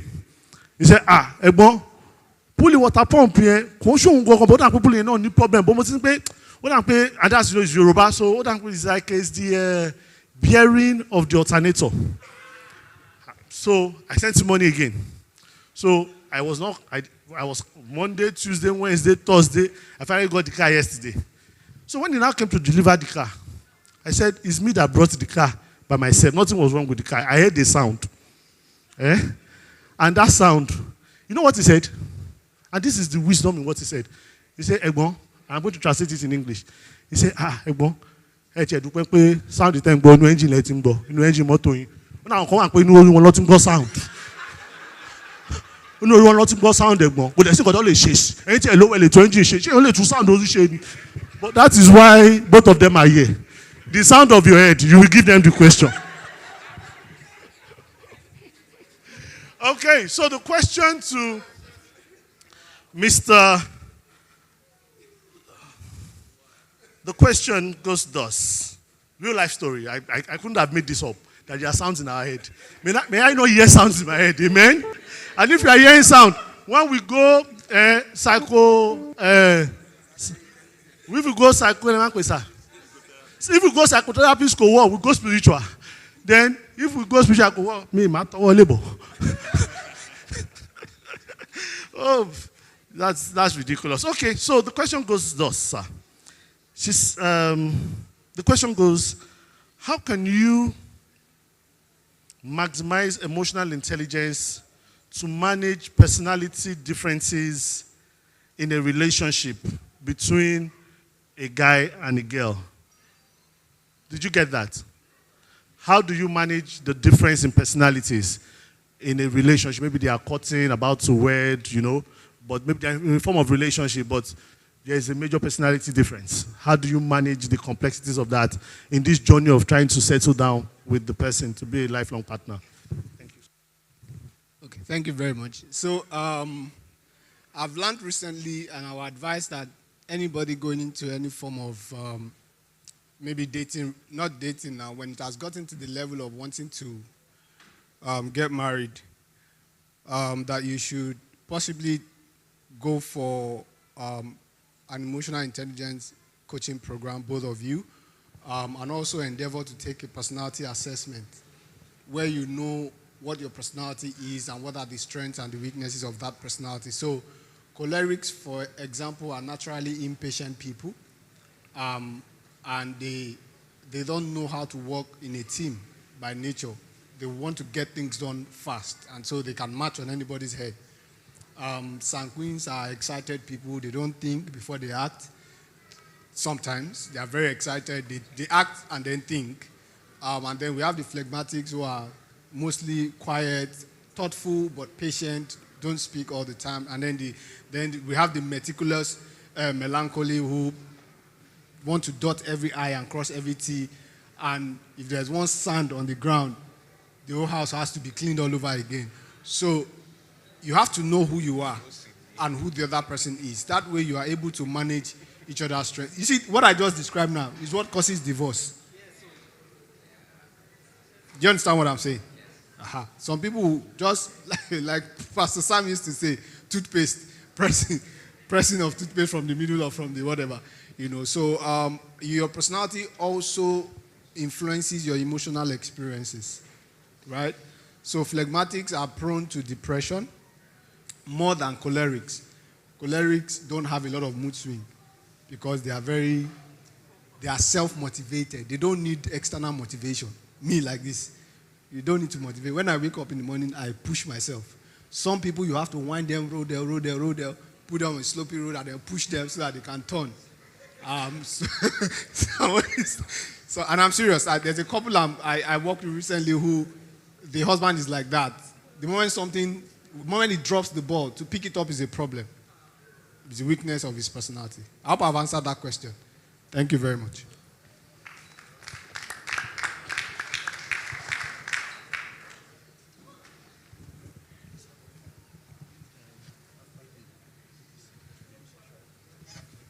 Okay, so to take us further in this, we're bringing you another classic. Like I said, we're taking you back into the old school because it seems as if there was more sanity in the old school, Abby, than now. How many of us remember that there was a lot of more sanity? Even though the people say there's a lot of sanity in the old school, there are songs we used to sing in the old school that till today we don't know the lyrics. Even in God's song, church song, like, should we try it? Are you Yoruba? So you know Sonny Ade. If you're Yoruba, you should know Sonny Ade. So when I say this line, you just sing the other line. Do you understand? Oh yeah, merciful God. Ọba tó fún mi ṣeré fún ẹ, ó ṣeré lójoojúmọ́. Ṣé network ò dá ni? Are you using Globacom?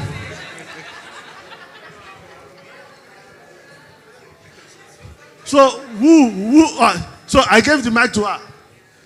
He said she's using Globacom. So I passed the mic to her. He said I'm using Globacom too.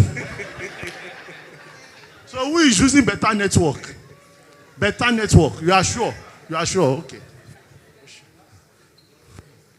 So, merciful God. Ọba tó ń ṣoore fún mi ṣoore fún ẹ tó ń ṣoore lójoojúmọ́. Ọba akọ má ti kà lẹ́yìn. Adúró gbọ́ngbọ́n lẹ́yìn aṣòótọ́. Kò jẹ́ ronú ibi rárá. Merciful God. Àwa máa rí di lọ́ba Elédùmarè. Ó ń ṣoore fún mi ṣoore fún. Gbogbo mi tayátayá tẹ̀bí tara. Ìgbòkègbodò mi kò jẹ́ kó já sórí asán. Ìgbòkègbodò mi kò jẹ́ kó já sórí asán. Mò ń yan fáńdáfáńdá lójú apẹ̀gàn. Bí ọ̀pọ̀lọ́ ṣe ń yan lójú ẹlẹ́gùúsí ò gbọ́dọ̀ yí láta. The merciful. Má fi jóyin bàbá, má fi jóyin ọba o. Yay! I see you. Sir, people want to turn FamilyLife Conference to Owambe. Because I can see Shewogbola, má fi jóyin ọba o. Conference Ilakpe, conference. Take your notepad, be writing. Okay, so to take us further on this beautiful journey, I'll be inviting Olamide as she sings, "There Can Be Miracles When You Believe."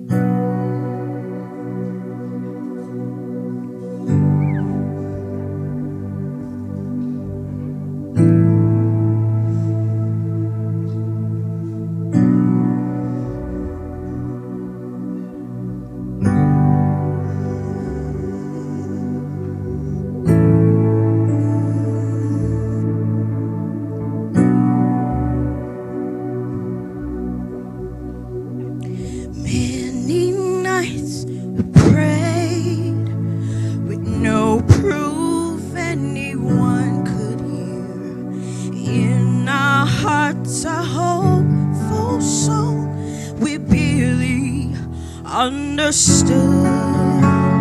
Now we are not afraid, although we know there's much to fear.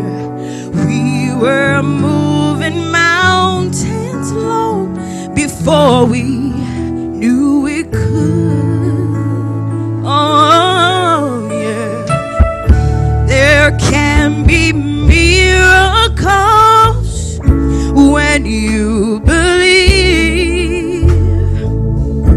Though hope is frail, it's hard to kill. Who knows what miracles you can achieve when you believe. Somehow you will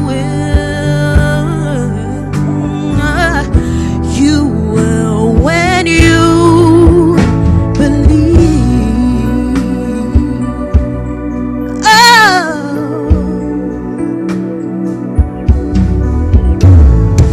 in this time of fear, when prayer so often proves in vain, hope seems like a summer bird swiftly flown away. Yet now I'm standing here, my heart's so full I can't explain. Speaking faith and speaking words I never thought I'll say.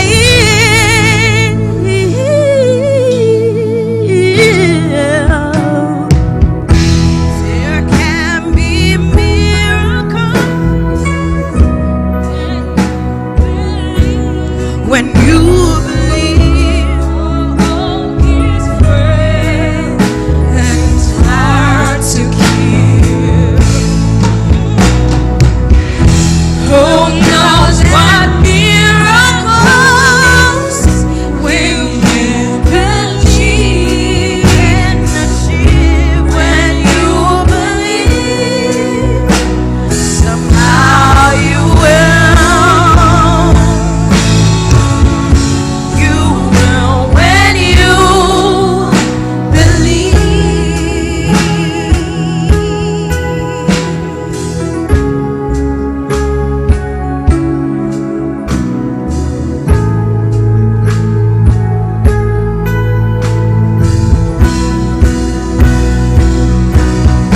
They don't know what's happening when you and it's easy to give in to your fears.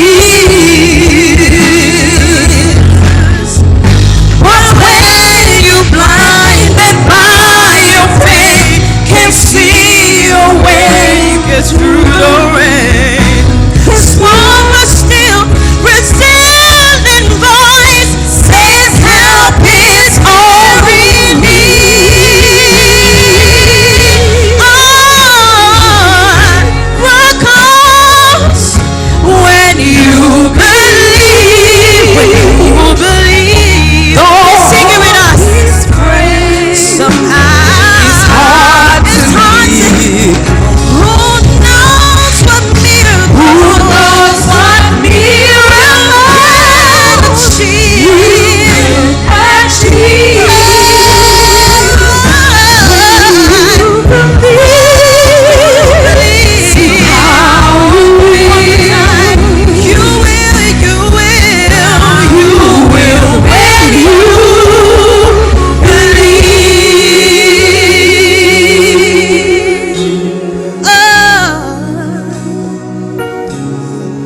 We'll sing it again. There can be miracles when you believe. Don't hope is frail. It's hard to see you. It's hard to kill us. Who knows what miracle you can achieve?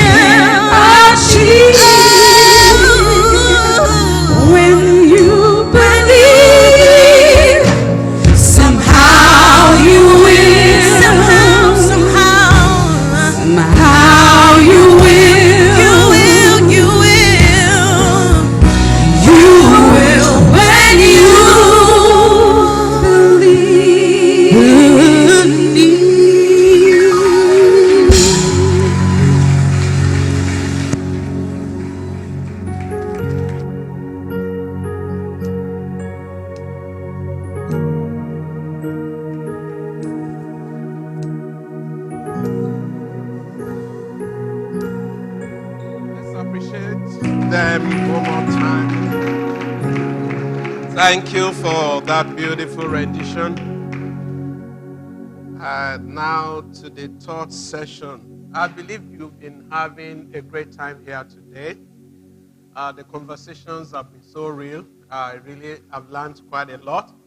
I also need to do a lifestyle adjustment, which I've noted down. And that's just the essence of us gathering in this room today. And for those who are watching us online, we just want to simplify things. I believe God Almighty did not create any one of us to struggle over anything. And I like to see that this relationship, whether single, married, begins and ends here.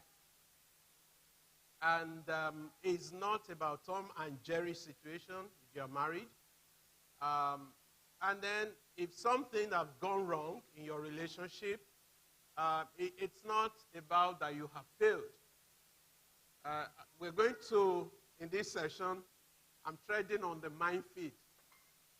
So it's okay. I believe my stance about it is, what will Jesus do? I was on a live program about 5 years ago, and I was on that live program. The host of the program, and you know the way you do all these online programs, so the host of the program left me. And so I was live. They just turned the camera on me, and that was my first time on that program, and then he went to do something else. And so as I was, you know the way these machines are. So as I was speaking about the subject of separation, divorce, and remarriage, a lot of them, you know, the program was in America, so that was the culture that just started bombarding me. Fraud, this thing, don't talk about it. You are accommodating sin.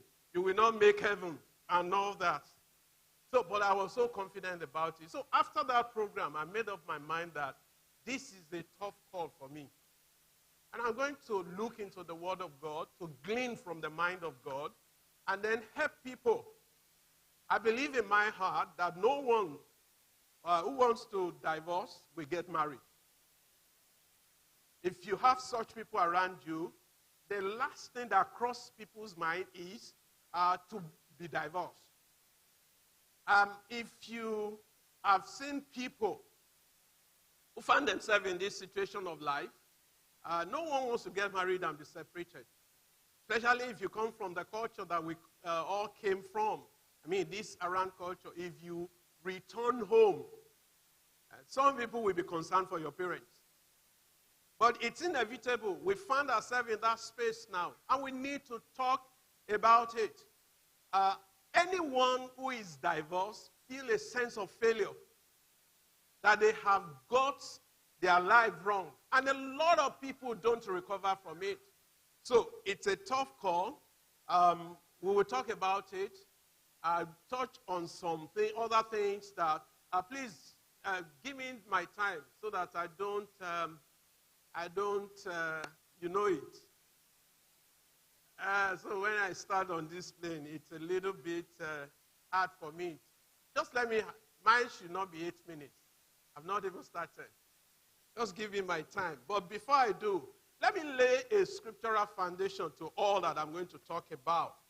1 Corinthians chapter 7, I will read. I appreciate Mr. Coca again, Mr. John again. Thank you for the perspective to this subject this morning. I was really blessed. And this is the kind of conversation that we have. I don't know who among you said so that you'll be asked to come back next year. You are coming back. You are not only coming back, you help us take it to, because our goal, Africans we all have like a common problem. So in our own African culture, there are 3 things they ask people to do on marriage. Every year, you have to check on your relationship on the subject of communication, sex, and money. But for us, we also have a peculiar thing that we've added to it in Africa. You have to plug in on your relationship. Here, we don't live in isolation. Nobody tells you that they are coming to your house. You don't give advance notice. You can go to work in the morning, and then you come back at night, and 3 of your in-laws are waiting for you. So we've had the subject of relationship to it. So you have in-law, outlaw, middle laws. And if care is not taken, you may have it good between yourself and your spouse, but that external pressure can be the very reason why people separate or divorce as it were. Let me just read this, and then I start to address what I need to address today.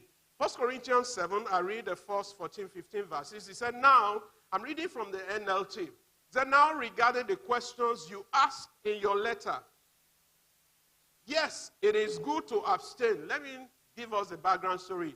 This is a people. It's a cosmopolitan city, Corinth. It's like a typical day, Lagos, Abuja, or Port Harcourt.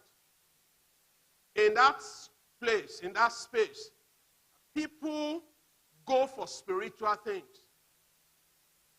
In that space, but in the midst of that spirituality, you have people sleeping with their father's wife.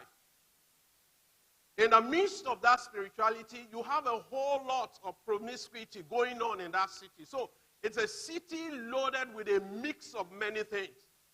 So they wrote a letter concerning their concerns. So look at Paul's response. He said, now regarding the question you ask in your letter, yes, it is good to abstain from sexual relations. But because there is so much sexual immorality, each man should have his own wife. And each woman should have her own husband. The husband should fulfill his wife's sexual needs. And the wife should fulfill her husband's sexual needs. The wives give authority over her body to her husband, and the husband gives authority over his body to his wife. He said, do not deprive each other of sexual relations unless you both agree to refrain from sexual intimacy for a limited time, so that you can give yourself more completely to prayer. That's the only condition. Not even fasting. You know, it didn't say fasting because you hear a whole lot of things that when you are fasting, you should not have sex. It's not anywhere in the Bible. In fact, sex during fasting increases your spirituality.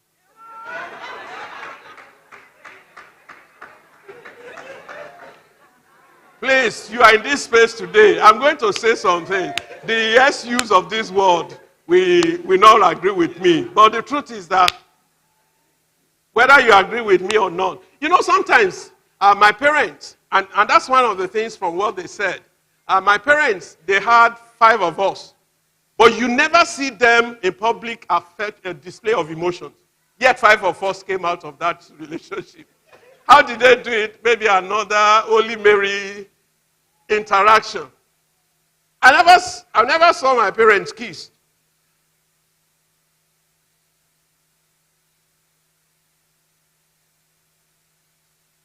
And that's the truth. I never saw them hug. So you don't, when you can't see the main recipient hugging, you can't expect any hug from any of them. Most of the things that I learned outside the home. Even for those who are here, everyone who is married here, they don't prepare you for marriage. They just say, just go. And that's why some of the things I'm going to say today, Mr. Coker actually helped us to see it. You have to prepare for marriage. What everybody is concerned is the attires and the wedding reception. And this day is pre-wedding shoot, pre-that. And then 4 p.m. that day, every man shall decide his own destiny. How do people have sex? Nobody taught us.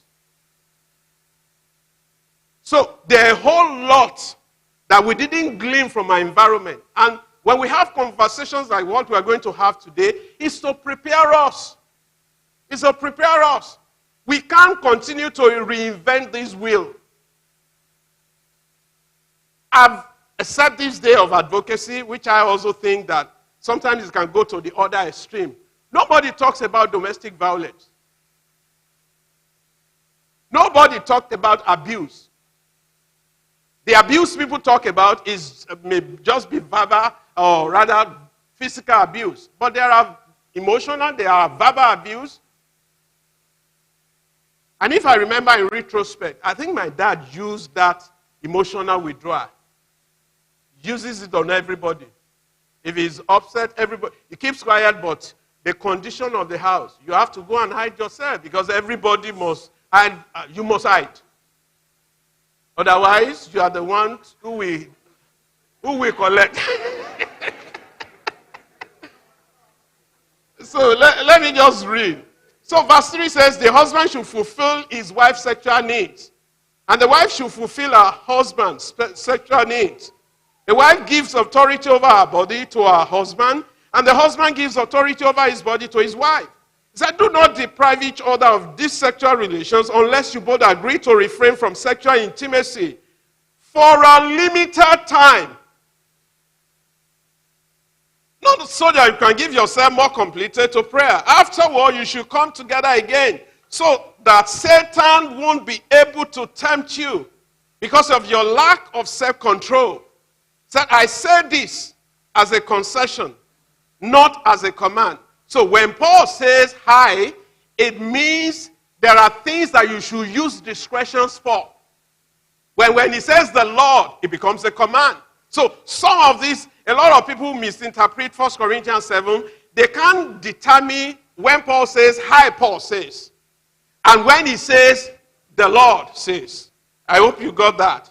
But I wish everyone was single. That's Paul saying, just as I am. He said, but yet each person has a special gift from God of one kind or another. So I said to those who aren't married and to widow, it is better to stay unmarried. That's not the Lord. He says, hi, I need people to do the work of evangelism with me. So I'm giving this admonition. But look at what he said. But if they can't control just as I am, if they can't control themselves, they should do what? Go ahead and do what? Married. So, and it is better to marry than to burn with lust. But for those who are married, I have a command that comes not from me, but from the Lord. A wife must not leave her husband. Can you see? But if she does leave him, let her remain single or else be reconciled to him. Can you see? And the husband must not leave his wife. He said, but now I speak to the rest of you. Though I do not have a direct command from the Lord, can you hear? Apply discretion. If a fellow believer has a wife who is not a believer and she is willing to continue living with him, he must not leave her. And if a believing woman who has a husband who is not a believer and is willing to continue living with her, she must not leave him. For the believing wife brings holiness to her marriage. Can I have an amen?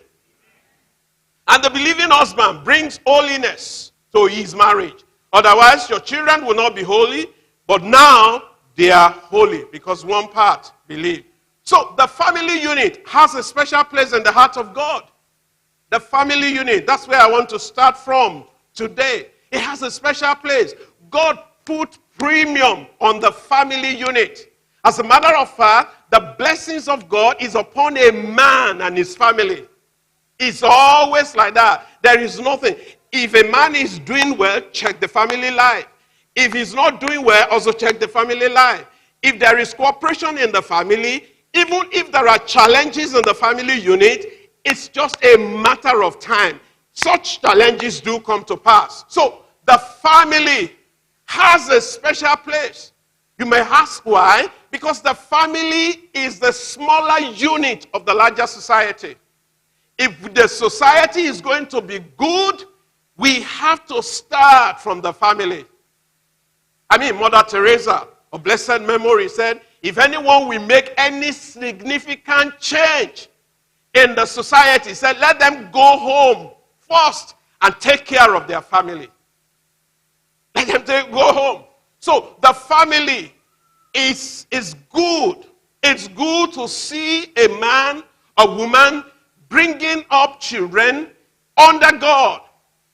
The family unit is built to last between two imperfect people who are learning to live in the reality of God's perfection. So, the way these things happen to us, life do happen. Life happens. Everyone desires to have a good family, at least from my interaction with few people. Everyone desires that the person